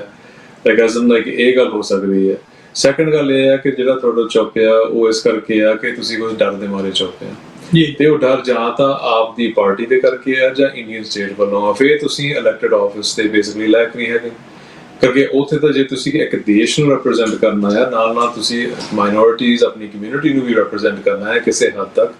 ਤੁਹਾਨੂੰ ਵੋਟਾਂ ਪਈਆਂ ਹੀ ਇਸ ਕਰਕੇ ਆ ਜੇ ਤੁਸੀਂ ਵੱਡੇ ਜਿਹੜੇ ਸਿੱਖ ਹਲਕੇ ਨੇ ਜਿੱਥੇ ਸਿੱਖਾਂ ਦੀ ਪੋਪੂਲੇਸ਼ਨ ਆ ਤੇ ਤੁਹਾਡਾ ਆਪ ਦਾ ਜਿਹੜਾ ਬੈਕਗ੍ਰਾਉਂਡ ਵੀ ਆ, ਫਿਰ ਤੁਸੀਂ ਉੱਥੇ ਕਰਨ ਕੀ ਗਏ ਆ ਅਲਟੀਮੇਟਲੀ ਜੀ। ਤੇ ਜੇ ਤੁਹਾਡੇ ਕੋਲ ਇੰਨਾ ਵੀ ਨਹੀਂ ਹੁੰਦਾ ਫਿਰ ਤੁਸੀਂ ਉੱਥੇ ਇੱਕ ਸਪੇਸ ਨੂੰ ਆਕੂਪਾਈ ਕਰ ਰਹੇ ਆ, ਪਰ ਉਹ ਇੰਡੀਆ ਦੇ ਹੱਕ ਦੇ ਵਿੱਚ ਇੱਕ ਫੋਰਨ ਨੇਸ਼ਨ ਉਹਦੇ ਪੱਖ ਦੇ ਵਿੱਚ ਜਾ ਰਿਹਾ ਹੈ ਕਿ ਤੁਸੀਂ ਸਾਇਲੈਂਟ ਹੈ ਇਸ ਮੌਕੇ ਦੇ ਉੱਤੇ।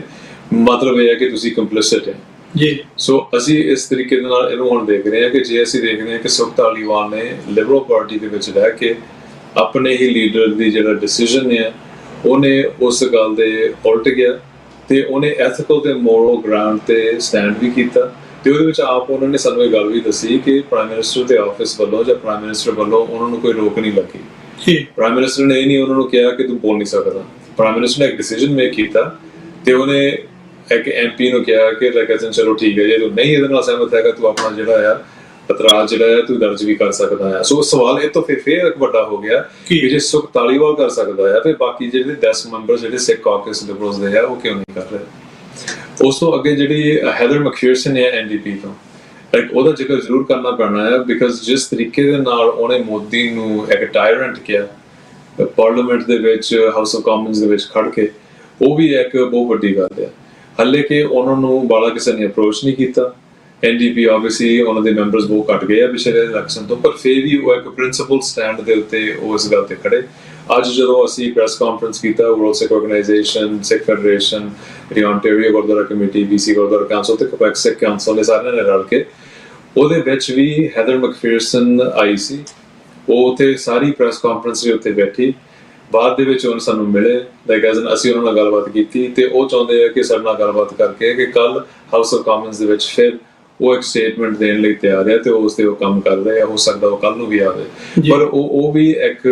ਇਲੈਕਟਡ ਅਫੀਸ਼ੀਅਲ ਹੈ। ਉਹ ਇੱਕ ਹੋਰ ਧਰਮ ਤੋਂ, ਇੱਕ ਹੋਰ ਬੈਕਗ੍ਰਾਉਂਡ ਤੋਂ, ਉਹ ਫਿਰ ਵੀ ਐਜ਼ ਐਥੀਕਲ ਤੇ ਮੋਰਲ ਗਰਾਊਂਡ ਤੇ ਉਹ ਕੰਮ ਕਰ ਰਹੇ ਆ। ਗੁਰਬਖਸ਼ ਸੈਣੀ ਵੀ ਲਿਬਰਲਸ ਕੱਲ ਉਹ ਆਣ ਕੇ ਉਹਨਾਂ ਨੇ ਇੰਟਰਵਿਊ ਦਿੱਤੇ, ਉਹਦੇ ਵਿੱਚ ਉਹਨਾਂ ਨੇ ਵੀ ਪ੍ਰਾਈਮ ਮਿਨਿਸਟਰ ਦੇ ਨਾਲ ਡਿਸਐਗਰੀ ਕੀਤਾ ਕਿ ਮੋਦੀ ਨੂੰ ਇੰਨੀ ਛੇਤੀ ਇਸ ਤਰੀਕੇ ਦੇ ਨਾਲ ਜੂਨ ਦੇ ਮਹੀਨੇ ਦੇ ਵਿੱਚ, ਉਹ ਵੀ ਉਹ ਦਿਨ ਜਦੋਂ ਜੂਨ ਦਾ 1984 ਦਾ ਘੱਲੂਘਾਰਾ ਜਿਹੜਾ ਆ ਸਿੱਖ ਕਮੈਮੋਰੇਟ ਕਰ ਰਹੇ ਆ, ਜੂਨ 6 ਨੂੰ ਉਹਨਾਂ ਨੇ ਅਨਾਉਂਸਮੈਂਟ ਕੀਤੀ, ਉਹ ਗਲਤ ਦਿਨ ਚੁਣਿਆ। ਜੂਨ 14-15 ਤੋਂ ਲੈ ਕੇ 17 ਤੱਕ G7 ਨੇ ਚੱਲਣਾ ਹੈ। ਜੂਨ 18 ਨੂੰ ਭਾਜੀ ਹਰਦੀਪ ਸਿੰਘ ਦੀ ਜਿਹੜੀ ਦੂਜੀ ਵਰਸੀ ਹੈ ਸ਼ਹੀਦੀ ਦੀ ਉਹ ਹੋਣੀ ਹੈ। ਉਹ ਵੀ ਇੱਕ ਬਹੁਤ ਗਲਤ ਮੌਕਾ ਸੀ।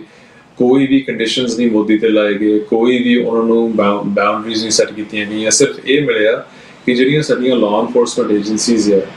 ਉਹ ਇੱਕ ਦੂਜੇ ਨਾਲ ਡਾਇਲੌਗ ਕਰ ਰਹੇ ਆ। ਜਿੱਦਾਂ ਮਿਨਿਸਟਰ ਅਨੀਤਾ ਆਨੰਦ ਨੇ ਕਿਹਾ ਜੀ, ਉਹ ਜਿਹੜਾ ਡਾਇਲੌਗ ਹੈ ਜੇ ਅਸੀਂ ਬੜੇ ਸਿੱਧੇ ਤਰੀਕੇ ਨਾਲ ਗੱਲ ਕਰਨੀ ਆ ਤਾਂ ਉਹ ਤਾਂ ਕੈਨੇਡਾ ਕਹਿ ਰਿਹਾ ਕਿ ਤੁਸੀਂ ਕੋਆਪਰੇਟ ਕਰੋ, ਇੰਡੀਆ ਹੱਥ ਮਾਰ ਰਿਹਾ ਕਿ ਤੁਸੀਂ ਆਪਣਾ ਕੰਮ ਕਰੋ, ਅਸੀਂ ਕੁਝ ਨਹੀਂ ਕਰਨਾ। ਇੱਥੋਂ ਡਾਇਲੌਗ ਹੁੰਦਾ ਤੇ ਜੇ ਡਾਇਲੌਗ ਕਰਨਾ ਵੀ ਹੈ ਅਸੀਂ ਹਾਲੇ ਵੀ ਸਿੱਧੇ ਤਰੀਕੇ ਨਾਲ ਗੱਲ ਕਰ ਰਹੇ ਹਾਂ ਕਿ ਡਾਇਲੌਗ 2018 ਚ ਵੀ ਹੋਇਆ ਸੀ ਇਹ ਲਾਅ ਐਨਫੋਰਸਮੈਂਟ ਏਜੰਸੀਜ਼ ਦੇ ਵਿੱਚ ਵਿਚਕਾਲੇ ਜੋ ਸਿਕਿਉਰਿਟੀ ਐਗਰੀਮੈਂਟਸ ਤੇ ਇੰਟੈਲੀਜੈਂਸ ਐਗਰੀਮੈਂਟਸ ਹੁੰਦੀਆਂ ਹੈ। ਲਾਅ ਐਨਫੋਰਸਮੈਂਟ ਦੀ ਗੱਲ ਇਹ ਹੈ ਕਿ ਇੰਡੀਆ ਨੇ ਕੈਨੇਡਾ ਨੂੰ ਇਨਫੋਰਮੇਸ਼ਨ ਦਿੱਤੀ ਵੀ ਸੀ, ਗਲਤ ਦਿੱਤੀ ਸੀ, ਤੇ ਉਦੋਂ ਸਿੱਖ ਖਾਲਿਸਤਾਨੀ ਐਕਸਟ੍ਰੀਮਿਜ਼ਮ ਇੱਕ ਖਤਰਾ ਬਣਾ ਕੇ ਕੈਨੇਡਾ ਦੀ ਪਬਲਿਕ ਸੇਫਟੀ ਰਿਪੋਰਟ ਦੇ ਵਿੱਚ ਦਰਜ ਕੀਤਾ ਗਿਆ ਸੀ ਤੇ ਉਹਨੂੰ 6 ਮਹੀਨਿਆਂ ਇੰਡੀਆ ਨੇ ਸਾਡੀਆਂ ਧੱਜੀਆਂ ਉਡਾਉਣ ਦੀ ਕੋਸ਼ਿਸ਼ ਕੀਤੀ ਇੰਟਰਨੈਸ਼ਨਲ ਕਮਿਊਨਿਟੀ ਦੇ ਵਿੱਚ। ਸਿੱਖਾਂ ਨੇ ਲੜ ਕੇ ਉਸ ਚੀਜ਼ ਨੂੰ ਹਟਾਇਆ ਵੀ ਪਰ ਉਹ ਡੈਮੇਜ ਹੋ ਗਈ ਸੀ ਉਸ ਦਾ। ਸੋ ਹੁਣ ਦੇ ਸਮੇਂ ਦੇ ਵਿੱਚ ਵੀ ਇਹ ਜਿਹੜਾ ਇਹ ਬਹੁਤ ਡੇਂਜਰਸ ਗੱਲ ਜੋ ਅਨੀਤਾ ਆਨੰਦ ਕਹਿ ਰਹੀ ਹੈ ਉਹ ਆ ਕਿ ਲਾਅ ਐਨਫੋਰਸਮੈਂਟ ਤੇ ਜਿਹੜੇ ਐਨਫੋਰਸਮੈਂਟ ਤੇ ਉਹ ਇੱਕ ਦੂਜੇ ਨਾਲ ਗੱਲ ਕਰਨ ਤੇ ਇਸ ਗੱਲ ਨੂੰ ਆਪਾਂ ਇਦਾਂ ਹੱਲ ਕਰ ਸਕਦੇ ਹਾਂ। ਇਹ ਗੱਲ ਇਦਾਂ ਨਹੀਂ ਹੱਲ ਹੋਣੀ। ਇਹ ਗੱਲ ਜਿਹੜੀ ਹੈ ਸਟ੍ਰਿਕਟ ਕੰਡੀਸ਼ਨਸ ਦੇ ਨਾਲ ਹੋਣੀ ਹੈ। ਜਿਹੜਾ ਤੁਸੀਂ ਦੂਜਾ ਸਵਾਲ ਪੁੱਛਿਆ ਸੀ ਕਿ ਗੈਪ ਕਿੱਥੇ ਆ, ਇੱਕ ਗੱਲ ਇਹਦੇ ਵਿੱਚ ਮੈਂ ਵੀ ਐਡ ਕਰ ਲਵਾਂ ਕਿ ਗੈਪ ਜਿਹੜਾ ਇਹ ਹੈ ਕਿ ਜਿੰਨਾ ਚਿਰ ਪਬਲਿਕ ਇਨਕੁਆਇਰੀ ਇੰਡੀਆ ਤੇ ਨਹੀਂ ਹੁੰਦੀ ਉਹਨਾਂ ਚਿਰ ਇਹ ਗੈਪ ਪੂਰਾ ਨਹੀਂ ਹੋਣਾ। ਕਿਉਂਕਿ ਕੈਨੇਡਾ ਦੀ ਜਿਹੜੀਆਂ ਸੁਰੱਖਿਅਤ ਏਜੰਸੀਜ਼ ਹੈ ਜਾਂ ਕੈਨੇਡਾ ਦੀ ਸਰਕਾਰ ਹੈ ਉਹ ਇੰਡੀਆ ਨੂੰ ਅੰਡਰਸਟੈਂਡ ਨਹੀਂ ਕਰ ਪਾ ਰਿਹਾ ਕਿ ਕਿੱਦਾਂ ਇੱਥੇ ਕੰਮ ਕਰ ਰਹੇ ਆ, ਕਿਉਂ ਇੰਨਾ ਹਿੰਸਾ ਹੋ ਰਿਹਾ ਆ, ਕਿਹੜੇ ਇਹਨਾਂ ਦੇ ਆਪਰੇਟਿਵਸ ਆ, ਕਿਹੜੇ ਇਹਨਾਂ ਦੀਆਂ ਪ੍ਰੌਕਸੀਆਂ ਇੱਥੇ ਕੰਮ ਕਰ ਰਹੀਆਂ ਆ। ਹਰੇਕ ਮੇਜਰ ਸਿੱਖ ਸੈਂਟਰ ਦੇ ਵਿੱਚ ਭਾਵੇਂ ਉਹ ਬਰੈਂਪਟਨ ਆ, ਭਾਵੇਂ ਉਹ ਸਰੀ ਆ, ਕੈਲਗਰੀ ਆ, ਮੌਂਟਰੀਅਲ ਆ, ਜਿੱਥੇ ਵੀ ਸਿੱਖ ਜਿਹੜੇ ਵੱਡੀ ਗਿਣਤੀ 'ਚ ਵੱਸਦੇ ਆ, ਇਹਨਾਂ ਦੇ ਜਿਹੜੇ ਵਿਚੋਲੇ ਆ, ਮਿਡਲ ਪਰਸਨਸ ਆ ਜਿਹਨਾਂ ਇਹਨਾਂ ਲਈ ਕੰਮ ਕਰਦੇ ਆ, ਜਿਹਨਾਂ ਦੇ ਵੀਜ਼ੇ ਰੋਕਣ ਵਾਲੇ ਆ, ਫਿਰ ਦੇਣ ਵਾਲੇ ਵੀ ਉਹੀ ਬੰਦੇ ਹੁੰਦੇ ਆ। ਇਹ ਸਾਰੀ ਗੇਮ ਕਿੱਦਾਂ ਚੱਲਦੀ ਆ ਤੇ ਕਿੱਦਾਂ ਸਿੱਖਾਂ ਨੂੰ ਉਹ ਕਾਬੂ ਕਰਨ ਦੀ ਕੋਸ਼ਿਸ਼ ਕਰਦੇ ਆ ਧਮਕਾ ਕੇ ਜਾਂ ਹੋਰ ਤਰੀਕਿਆਂ ਦੇ ਨਾਲ। ਇਹਦੇ ਵਿੱਚ ਪਬਲਿਕ ਇਨਕੁਆਇਰੀ ਸਿਰਫ ਇੰਡੀਆ ਤੇ ਹੁੰਦੀ ਹੈ। ਇੰਡੀਆ ਨੰਬਰ 2 ਆ ਚਾਈਨਾ ਦੇ ਪਿੱਛੇ ਫੋਰਨ ਇੰਟਰਫੇਰੈਂਸ ਦੇ ਵਿੱਚ ਜਿਹੜਾ ਹੋ ਕਮਿਸ਼ਨ ਰਿਪੋਰਟ ਫੋਰਨ ਇੰਟਰਫੇਰੈਂਸ ਤੇ ਹੋਇਆ। ਪਰ ਇੰਡੀਆ ਦਾ ਜਿੱਦਾਂ ਮੈਂ ਪਹਿਲਾਂ ਗੱਲ ਕੀਤੀ ਕੋਈ ਬਰਾਬਰ ਨਹੀਂ ਹੈਗਾ ਵਾਇਲੈਂਸ ਦੇ ਵਿੱਚ। ਨਾ ਚਾਈਨਾ, ਨਾ ਰਸ਼ੀਆ, ਨਾ ਇਰਾਨ, ਕੋਈ ਵੀ ਦੇਸ਼ ਨਹੀਂ। ਇੰਨਾ ਹਿੰਸਾ, ਇੰਨੀ ਵਾਇਲੈਂਸ, ਜਿਹੜੇ ਡਿਪਲੋਮੈਟਸ ਇਥੋਂ ਐਕਸਪੈਲ ਕਰ ਦਿੱਤੇ ਗਏ ਆ। ਸੋ ਪਬਲਿਕ ਇਨਕੁਆਇਰੀ ਤੋਂ ਬਿਨਾਂ ਇੰਡੀਆ ਨੂੰ ਸਮਝਣਾ ਕਿਸ ਤਰੀਕੇ ਨਾਲ ਇੱਥੇ ਆਪਰੇਟ ਕਰ ਰਹੇ ਆ ਤੇ ਉਹ ਜਿਹੜੇ ਡਿਊਟੀ ਟੂ ਵਾਰਨਸ ਪਹਿਲਾਂ ਅਸੀਂ ਕਦੇ ਨਹੀਂ ਸੁਣੇ। ਖਾਲਿਸਤਾਨ ਦਾ ਸੰਘਰਸ਼ ਜਿਹੜਾ ਆ 40 ਸਾਲਾਂ ਤੋਂ ਇੱਥੇ ਚੱਲ ਰਿਹਾ ਹੈ। ਇਹ ਇੱਕ ਨਵੀਂ ਚੀਜ਼ ਮੋਦੀ ਨੇ ਤੇ ਦੋਵਲ ਨੇ, ਅਮਿਤ ਸ਼ਾਹ ਨੇ, ਜੈ ਸ਼ੰਕਰ ਨੇ, ਜਿਹੜਾ ਇਨਰ ਸਰਕਲ ਆ ਬੀਜੇਪੀ ਦਾ, ਇਹਨਾਂ ਨੇ ਇਸ ਚੀਜ਼ ਨੂੰ ਇੰਟੈਲੀਜੈਂਸ ਰਾਅ ਦੇ ਨਾਲ ਜਿਹੜਾ ਡਿਵੈਲਪ ਕੀਤਾ ਹੈ ਕਿ ਅਸੈਸੀਨੇਸ਼ਨ ਜਿਹੜਾ ਇੱਕ ਪਲਾਟਸ ਦੇ ਨਾਲ ਅਸੀਂ ਇੱਕ ਡਰ ਪੈਦਾ ਕਰ ਦੇਣਾ ਸੀਗਾ। ਹਾਲੇ ਕਿ ਭਾਜੀ ਹਰਦੀਪ ਸਿੰਘ ਨੂੰ ਉਹਨਾਂ ਨੇ ਅਸੈਸੀਨੇਟ ਕੀਤਾ, ਗੁਰਬਖਸ਼ ਸਿੰਘ ਪੰਨੂ ਨੂੰ ਉਹਨਾਂ ਨੇ ਅਸੈਸੀਨੇਟ ਕਰਨਾ ਸੀ। ਪਰ ਇਹ ਕੇਸਿਸ ਦੇ ਵਿੱਚ ਇਹ ਵੀ ਹੈ ਕਿ ਕਈ ਹੋਰ ਜਿਹੜੇ ਸਿੱਖ ਲੀਡਰਸ਼ਿਪ ਕੈਨੇਡਾ, US, UK ਦੇ ਵਿੱਚ ਉਹ ਵੀ ਟਾਰਗੇਟ ਸੀਗੇ। ਸੋ ਇਹ ਪਲਾਟ ਤਾਂ ਬਹੁਤ ਵੱਡਾ ਸੀ, ਉਸ ਗੱਲ ਪਹੁੰਚੀ ਨਹੀਂ। ਪਰ ਅਸੀਂ ਇਸ ਗੱਲ ਦੀਆਂ ਕੋਈ ਤੋਰਾਵਾਂ ਨਹੀਂ ਹੈਗੀਆਂ ਕਿ ਇੰਡੀਅਨ ਸਟੇਟ, ਇਹ ਵਿਪਰ ਸਟੇਟ ਜਿਹੜਾ ਆ ਇਹਨੇ ਇਹੀ ਕੁਝ ਕਰਨਾ ਹੈ। ਸੋ ਹਾਲੇ ਵੀ ਉਹ ਜਿਹੜਾ ਖਤਰਾ ਹੈ ਉਹ ਟਲਿਆ ਨਹੀਂ ਹੈਗਾ ਜੀ। तो प्रोग्राम तुसीं वेख सुन रहे हो दिल दीयां गल्लां। मैं आप जी दा होस्ट मनवीर सिंह अज ओटावा तो ये प्रोग्राम आ जिहड़ा पेश कर रहा। मेरे नाल जुड़े हुए ने भाई मनिंदर सिंह जी ते भाई प्रभजोत सिंह जी। सो तुसीं प्रोग्राम नूं जे पसंद कर रहे हो तो इनू शेयर भी करो। जिहड़े भी गैजेट्स तो तुसीं वेख रहे हो तुसीं सानू IPTV ऐप तो भी वेख सकदे हो, TV84.tv तो भी, ਜਾਂ फिर डायरैक्ट जो TV84 का चैनल है जिन्हें भी केबल से आ रहा तुसीं उत्थों भी सानू देख रहे हो, यूट्यूब ते, फेसबुक ते। सो शेयर जरूर करो ताकि ये जिहड़ी गलबात है ये दूर तक जा सके, सिखां दे विच इस गल दी समझ हो सके कि असीं किस दौर दे विचों गुजर रहे हैं। सो भाई प्रभजोत सिंह जी मैं तुहाडे नाल वापस आउणा। फॉरेन इंटरफेरेंस कमीशन दे विच तुसीं सिखां दा पक्ष आ जिहड़ा ओह रखिया, बखूबी रखिया। बहुत सारियां गल्लां जिहड़ियां ढकियां होईयां सी ओह निकल के सामने आईयां। बहुत सारे सिखां दियां उहदे च गवाहियां भी पईयां। इत्थों तक कि तुसीं जिहड़ा ओह अलग-अलग मिनिस्टर दे नाल उस वेले दे प्राइम मिनिस्टर जस्टिन ट्रूडो उन्हां नूं भी क्वेश्चनिंग कीती आ। सो ओहदी क्लोजिंग भी हो गई है, उस कमीशन की रिपोर्ट भी आ गई है। बट ओहदा की नतीजा निकलिया गां उहदे ते मतलब ਉਹ ਕੱਲੀ ਇੱਥੇ ਤੱਕ ਹੀ ਸੀ ਕਿ ਜਿਹੜੀ ਰਿਪੋਰਟ ਪੇਸ਼ ਹੋ ਗਈ ਤੇ ਪਰ ਮੋਦੀ ਉਹਨਾਂ ਨੂੰ ਫੇਰ ਇੱਥੇ ਸੱਦਿਆ ਜਾ ਰਿਹਾ। ਸੋ ਉਹਦਾ ਕੀ ਫਾਇਦਾ ਹੋਇਆ ਸਾਰੇ ਕੰਮ ਦਾ? ਦੇਖੋ ਜਿਹੜਾ ਹੁਣ ਫਾਇਦੇ ਦੀ ਗੱਲ ਹੈਗੀ ਆ, ਫਾਇਦਾ ਆਪਾਂ ਤਾਂ ਦੇਖ ਸਕਦੇ ਹਾਂ ਜੋ ਆਪਣਾ ਜਿਹੜਾ ਟੀਚਾ ਸੀਗਾ ਜਦੋਂ ਆਪਾਂ ਉਹਦੇ ਵਿੱਚ ਸ਼ਾਮਲ ਹੋਏ ਸੀਗੇ ਜੀ। ਤੇ ਜਦੋਂ ਆਪਾਂ ਸਾਂਝੇ ਤੌਰ ਤੇ world Sikh organisation, Ontario Gurdwara committee, BC Gurdwara council ਵੱਲੋਂ ਜਦੋਂ ਆਪਾਂ ਸਾਂਝੇ ਤੌਰ ਤੇ ਸ਼ਮੂਲੀਅਤ ਕੀਤੀ ਸੀਗੀ ਜੀ, ਸਾਡੇ ਮਨਾਂ ਦੇ ਵਿੱਚ ਮਕਸਦ ਇਹੀ ਸੀਗਾ ਵੀ ਇੱਕ ਤਾਂ ਵੀ ਆਪਾਂ ਬਰਾਬਰ ਦੀ ਧਿਰ ਬਣ ਕੇ ਸਰਕਾਰ ਦੀਆਂ ਅੱਖਾਂ 'ਚ ਅੱਖਾਂ ਪਾ ਕੇ ਆਪਾਂ ਆਪਣੀ ਗੱਲ ਨੇ ਧੜਕ ਹੋ ਕੇ ਆਪਾਂ ਕਰਨੀ ਹੈਗੀ ਜੀ। ਦੂਜੀ ਗੱਲ ਹੈਗੀ ਵੀ ਜੋ ਆਪਣਾ ਹੱਡੀ ਹੰਡਾਇਆ ਜਿਹੜਾ ਤਜਰਬਾ ਹੈਗਾ ਪਿਛਲੇ 4 ਦਹਾਕਿਆਂ ਦਾ, ਉਹ ਸਾਨੂੰ ਪਤਾ ਵੀ ਇੰਡੀਆ ਕਿਸ ਤਰੀਕੇ ਨਾਲ ਆਪਰੇਟ ਕਰ ਰਿਹਾ, ਸਾਨੂੰ ਕਿਸ ਤਰੀਕੇ ਨਾਲ ਨਿਸ਼ਾਨੇ ਤੇ ਲਿਆ ਕੇ ਵੱਖ-ਵੱਖ ਤਰੀਕਿਆਂ ਦੇ ਨਾਲ ਮੀਡੀਆ ਰਾਹੀਂ, ਇਲੈਕਸ਼ਨਾਂ ਰਾਹੀਂ, ਡਿਸਇਨਫੋਰਮੇਸ਼ਨ ਰਾਹੀਂ ਸਾਨੂੰ ਟਾਰਗੇਟ ਕਰ ਰਿਹਾ ਜੀ। ਪਰ ਆਪਾਂ ਚਾਹੁੰਦੇ ਸੀ ਵੀ ਆਪਾਂ ਇਸ ਮੰਚ ਨੂੰ ਵਰਤ ਕੇ ਵੀ ਆਪਾਂ ਇਹਦੇ ਚੋਂ ਜਿੰਨਾ ਵੀ ਸਬੂਤ, ਜਿੰਨੇ ਵੀ ਤੱਥ ਆਪਾਂ ਇਕੱਤਰ ਕਰਕੇ ਪਬਲਿਕ ਰੈਕੋਰਡ ਤੇ ਆਪਾਂ ਲਿਆ ਸਕਦੇ ਹਾਂ ਵੀ ਇਹਦੇ ਤੇ ਕੋਈ ਗੱਲ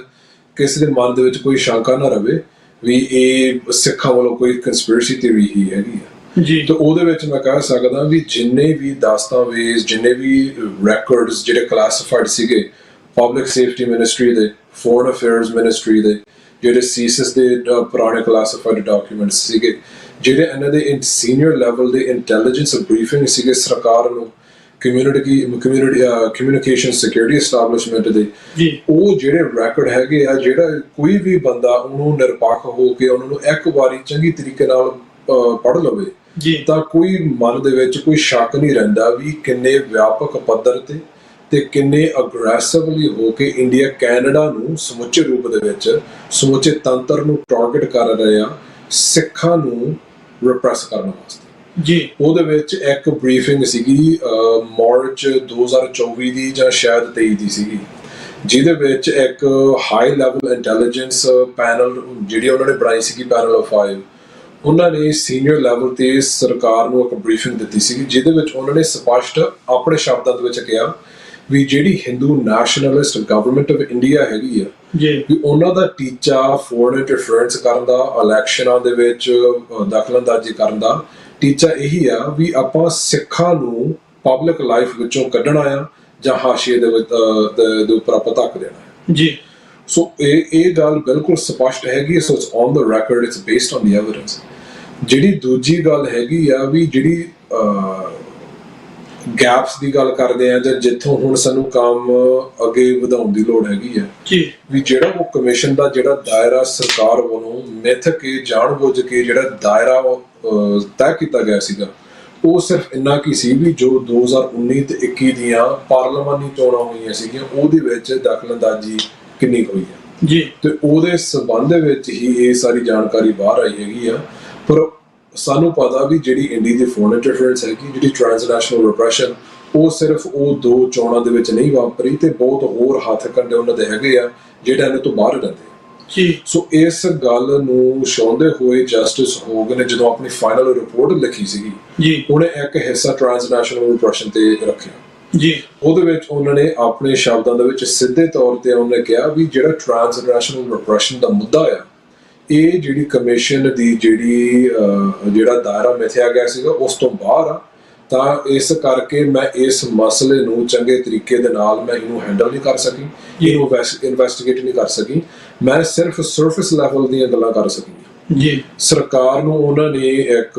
ਹਦਾਇਤ ਕੀਤੀ ਸੀਗੀ ਜਾਂ ਰეკਮੈਂਡੇਸ਼ਨ ਦਿੱਤੀ ਸੀਗੀ ਵੀ ਇੰਡੀਅਨ ਟ੍ਰਾਂਸਨੈਸ਼ਨਲ ਰਿਪਰੈਸ਼ਨ ਨੂੰ ਸਮਝਣ ਵਾਸਤੇ ਹੁਣ ਸਰਕਾਰ ਨੂੰ ਹੁਣ ਅਗਲਾ ਕਦਮ ਚੱਕਣ ਦੀ ਲੋੜ ਹੈਗੀ ਹੈ ਜੀ। ਪਰ ਨਾਲ ਨਾਲ ਉਹਨੇ ਇਹ ਗੱਲ ਵੀ ਸਪਸ਼ਟ ਕੀਤੀ ਸੀਗੀ ਵੀ ਜਿਹੜੀ ਇੰਡੀਆ ਦੀ ਟ੍ਰਾਂਸਨੈਸ਼ਨਲ ਰਿਪਰੈਸ਼ਨ ਆ, ਉਹ ਸਿਰਫ ਕੁਝ ਮੁੱਠੀਪੁਰ ਬੰਦਿਆਂ ਨੂੰ ਟਾਰਗੇਟ ਕਰਨ ਤੱਕ ਸੀਮਿਤ ਨਹੀਂ ਹੈਗਾ ਜੀ। ਜਿਹੜੀ ਇੰਡੀਆ ਦੀ ਟ੍ਰਾਂਸਨੈਸ਼ਨਲ ਰਿਪਰੈਸ਼ਨ ਐਕਟੀਵਿਟੀਆਂ ਹੈਗੀਆਂ, ਗਤੀਵਿਧੀਆਂ ਹੈਗੀਆਂ, ਉਹ ਕੈਨੇਡਾ ਦੇ ਵਿੱਚ ਵਸ ਰਹੇ ਸਮੁੱਚੇ 8 ਲੱਖ ਸਿੱਖ ਇੰਡੀਆ ਦੇ ਨਿਸ਼ਾਨੇ ਤੇ ਹੈਗੇ ਜੀ। ਸੋ ਇਸੇ ਕਰਕੇ ਆਪਾਂ ਕਹਿੰਦੇ ਜਿਵੇਂ ਭਾਈ ਮਨਿੰਦਰ ਸਿੰਘ ਹੋਰਾਂ ਨੇ ਵੀ ਜ਼ਿਕਰ ਕੀਤਾ ਹੈਗਾ ਵੀ ਜੋ ਅਗਲਾ ਸਟੈਪ ਹੈਗਾ, ਜਿਹੜੇ ਆਪਾਂ ਪੀਅਰ ਪੋਲੀਐਵ ਨੂੰ, ਪ੍ਰਾਈਮ ਮਿਨਿਸਟਰ ਕਾਰਨੀ ਨੂੰ ਤੇ ਸਾਰੇ ਐਮਪੀਜ਼ ਨੂੰ ਵੀ ਆਪਾਂ ਗੱਲ ਚਿੱਠੀ ਦੇ ਵਿੱਚ ਸਾਂਝੇ ਤੌਰ ਤੇ ਕਿਹਾ ਸੀਗਾ ਵੀ ਹੁਣ ਜਿਹੜਾ ਅਗਲਾ ਸਟੈਪ ਹੈਗਾ ਵੀ ਜਿਹੜੀ ਇਹ ਸੱਦਾ ਦਿੱਤਾ ਮੋਦੀ ਨੂੰ ਉਹਨੂੰ ਤੁਰੰਤ ਵਾਪਸ ਲੈਣਾ ਚਾਹੀਦਾ ਹੈ ਜੀ। ਨਾਲ ਜਿਹੜੀ ਇੰਡੀਆ ਦੇ ਨਾਲ ਸਿਕਿਉਰਿਟੀ ਕੋਆਪਰੇਸ਼ਨ, ਇੰਟੈਲੀਜੈਂਸ ਸ਼ੇਅਰਿੰਗ ਦੀ ਜਿਹੜੀਆਂ ਸੰਧੀਆਂ ਕੀਤੀਆਂ ਹੈਗੀਆਂ ਉਹਨਾਂ ਨੂੰ ਤੁਰੰਤ ਰੱਦ ਕਰਨਾ ਚਾਹੀਦਾ ਹੈਗਾ। ਤੇ ਤੀਜੀ ਗੱਲ ਹੈਗੀ ਵੀ ਸਾਨੂੰ ਇੰਡੀਅਨ ਟ੍ਰਾਂਸਨੈਸ਼ਨਲ ਰਿਪਰੈਸ਼ਨ ਭਾਈ ਹਰਦੀਪ ਸਿੰਘ ਜੀ ਦੇ ਕਤਲ ਮਾਮਲੇ ਸਮੇਤ ਇੱਕ ਨਵੇਂ ਸਿਰਿਓਂ ਪਬਲਿਕ ਇਨਕੁਆਇਰੀ ਸਥਾਪਿਤ ਕਰਨ ਦੀ ਲੋੜ ਹੈਗੀ ਤਾਂ ਕਿ ਆਪਾਂ ਇਸ ਗੱਲ ਦੀ ਤਹਿ ਤੱਕ ਜਾ ਸਕੀਏ ਵੀ ਜੋ ਐਵੀਡੈਂਸ ਕੈਨੇਡੀਅਨ ਸਰਕਾਰ ਨੂੰ ਪਹਿਲਾਂ ਪਤਾ ਸੀਗਾ, ਜੋ ਉਹਨਾਂ ਦੀਆਂ ਨਾਕਾਮੀਆਂ ਰਹੀਆਂ ਵੀ ਇਹ ਸਾਰੇ ਵਾਇਲੈਂਸ ਨੂੰ, ਇਹ ਸਾਰੀ ਹਿੰਸਾ ਨੂੰ, ਕਤਲਾਂ ਨੂੰ ਰੋਕ ਨਹੀਂ ਸਕੀ, ਤੇ ਇੰਡੀਆ ਹੁਣ ਤੱਕ ਉਹ ਕੀ ਕੁਛ ਕਰਦੀ ਆ ਰਹੀ ਹੈਗੀ। ਜਿੰਨਾ ਚਿਰ ਤੱਕ ਉਹ ਇੱਕ ਗੈਰ ਸਰਕਾਰੀ ਨਾਨ ਪਾਰਟੀਜ਼ਨ ਇੱਕ ਆਬਜੈਕਟਿਵ ਕ੍ਰੈਡੀਬਲ ਮੰਚ ਤੋਂ ਇਹ ਗੱਲ ਨਹੀਂ ਹੁੰਦੀ, then there can never be any confirmation or any reliability for us to understand ਵੀ ਇੰਡੀਆ ਕਿਸ ਤਰੀਕੇ ਨਾਲ ਆਪਰੇਟ ਕਰ ਰਿਹਾ ਇਸ ਮੁਲਕ ਦੇ ਵਿੱਚ। ਜੀ, ਇਹ ਬੜੀ ਤੁਸੀਂ ਇੰਟਰਸਟਿੰਗ ਗੱਲ ਕੀਤੀ ਹੈ ਔਰ ਅਚੰਭੇ ਵਾਲੀ ਵੀ ਆ ਕਿ ਜਿਹੜੀ ਇਹ ਇੰਟੈਲੀਜੈਂਸ ਸ਼ੇਅਰਿੰਗ, ਹੁਣ ਜਿਹੜੀ ਗੱਲਬਾਤ ਅਸੀਂ ਇੰਨੀ ਦੇਰ ਤੋਂ ਕਰ ਰਹੇ ਹਾਂ, ਜਿਹੜਾ ਘਟਨਾਕ੍ਰਮ ਕੈਨੇਡਾ ਦੇ ਵਿੱਚ ਚੱਲ ਰਿਹਾ ਔਰ ਕਿੰਨੇ ਜ਼ਿਆਦਾ ਤੁਸੀਂ ਡਿਟੇਲ 'ਚ ਦੱਸਿਆ ਕਿ ਕਿੰਨੇ ਵੱਡੇ ਪੱਧਰ ਤੇ ਜਿਹੜੀ ਇੰਟਰਫੇਰੈਂਸ ਆ ਭਾਰਤ ਵਰਗੇ ਮੁਲਕ ਦੀ ਕੈਨੇਡਾ ਦੀਆਂ ਜਿਹੜੇ ਕੈਨੇਡਾ ਦੇ ਅਦਾਰਿਆਂ ਵਿੱਚ ਤੇ ਖਾਸ ਕਰਕੇ ਸਿੱਖਾਂ ਦੀਆਂ ਜ਼ਿੰਦਗੀਆਂ ਦੇ ਵਿੱਚ। ਤੇ ਜਦੋਂ ਸਿੱਖਾਂ ਨੂੰ ਸਿੱਧੇ ਤੌਰ ਤੇ ਜਿਹੜਾ ਗੋਲੀ ਦਾ ਹੀ ਨਿਸ਼ਾਨਾ ਬਣਾਇਆ ਜਾ ਰਿਹਾ, ਉਹਦੇ ਬਾਵਜੂਦ ਵੀ ਇੰਟੈਲੀਜੈਂਸ ਸ਼ੇਅਰਿੰਗ ਵਰਗੀਆਂ ਜਿਹੜੀਆਂ ਗੱਲਾਂ ਜਦੋਂ ਸਾਹਮਣੇ ਆ ਰਹੀਆਂ, ਇਹ ਸਾਨੂੰ ਮੰਗ ਕਰਨੀ ਪਵੇ ਗਵਰਨਮੈਂਟ ਤੋਂ ਕਿ ਇਹਨੂੰ ਵੀ ਬੰਦ ਕਰੋ। ਇਹ ਤਾਂ ਮੇਰਾ ਖਿਆਲ ਆ ਉਹਨਾਂ ਦਾ ਆਪਣੇ ਆਪ ਜਿਹੜਾ ਇਹ ਫਰਜ਼ ਬਣਦਾ ਹੈਗਾ ਵੀ ਜਿਹੜੀ ਫੈਸਿਲਿਟੀ ਨੂੰ ਉਹ ਇੱਥੇ ਦੇ ਸਿਟੀਜ਼ਨਸ ਦੇ ਖਿਲਾਫ ਹੀ ਵਰਤਿਆ ਜਾ ਰਿਹਾ, ਉਹ ਹਜੇ ਤੱਕ ਵੀ ਇਹ ਸਾਨੂੰ ਮੰਗ ਕਿਉਂ ਮੰਨਣੀ ਪੈ ਰਹੀ ਹੈ ਸਰਕਾਰ ਤੋਂ ਵੀ ਇਹਨੂੰ ਬੰਦ ਕਰੋ। ਇਹਦੇ ਬਾਰੇ ਥੋੜਾ ਜ਼ਰੂਰ ਦੱਸੋ। ਸੋ ਆਈ ਥਿੰਕ ਇਹਦੇ ਵਿੱਚ ਥੋੜਾ ਜਿਹਾ ਸਾਨੂੰ ਖੋਲ ਕੇ ਹੁਣ ਇਹਦੇ ਪਿਛੋਕੜ ਬਾਰੇ ਗੱਲ ਕਰਨ ਦੀ ਲੋੜ ਹੈਗੀ ਹੈ ਜੀ। ਵੀ ਜਦੋਂ ਭਾਜੀ ਨੇ ਜ਼ਿਕਰ ਕੀਤਾ ਵੀ ਇਹ ਜਿਹੜੇ ਸੰਧੀਆਂ ਹੈਗੀਆਂ ਵੀ 2018 ਤੋਂ ਲਾਗੂ ਹੈਗੀਆਂ ਕੈਨੇਡਾ ਦੇ ਵਿੱਚ ਜੀ। ਜਦੋਂ 2018 ਦੇ ਵਿੱਚ ਜਸਟਿਨ ਟਰੂਡੋ ਦੀ ਸਰਕਾਰ ਗਈ ਹੈ ਇੰਡੀਆ ਦੇ ਵਿੱਚ, ਜਦੋਂ ਪਹਿਲਾਂ ਉਹਦਾ ਦੌਰਾ ਹੋਇਆ ਸੀ, ਸਾਨੂੰ ਸਾਰਿਆਂ ਨੂੰ ਪਤਾ ਵੀ ਰੌਲਾ ਉਹਦਾ ਕਿੰਨਾ ਕੁ ਪਿਆ ਸੀਗਾ ਜੀ। ਉਸ ਵੇਲੇ ਕੁਝ ਮਹੀਨਿਆਂ ਤੋਂ ਪਹਿਲਾਂ ਹੀ 2017 ਦੇ ਵਿੱਚ ਸੀਐਸਐਸ ਨੇ ਆਲਰੇਡੀ ਆਇਡੈਂਟੀਫਾਈ ਕਰ ਲਿਆ ਸੀਗਾ ਵੀ ਇੱਥੇ ਕੈਨੇਡਾ ਦੇ ਵਿੱਚ ਜਿਹੜੀ ਰਿਸਰਚ ਐਨਾਲਿਸਿਸ ਵਿੰਗ ਜਿਹੜੀ ਇੰਡੀਆ ਦੀ ਖੁਫੀਆ ਏਜੰਸੀ ਹੈਗੀ ਹੈ ਰॉ,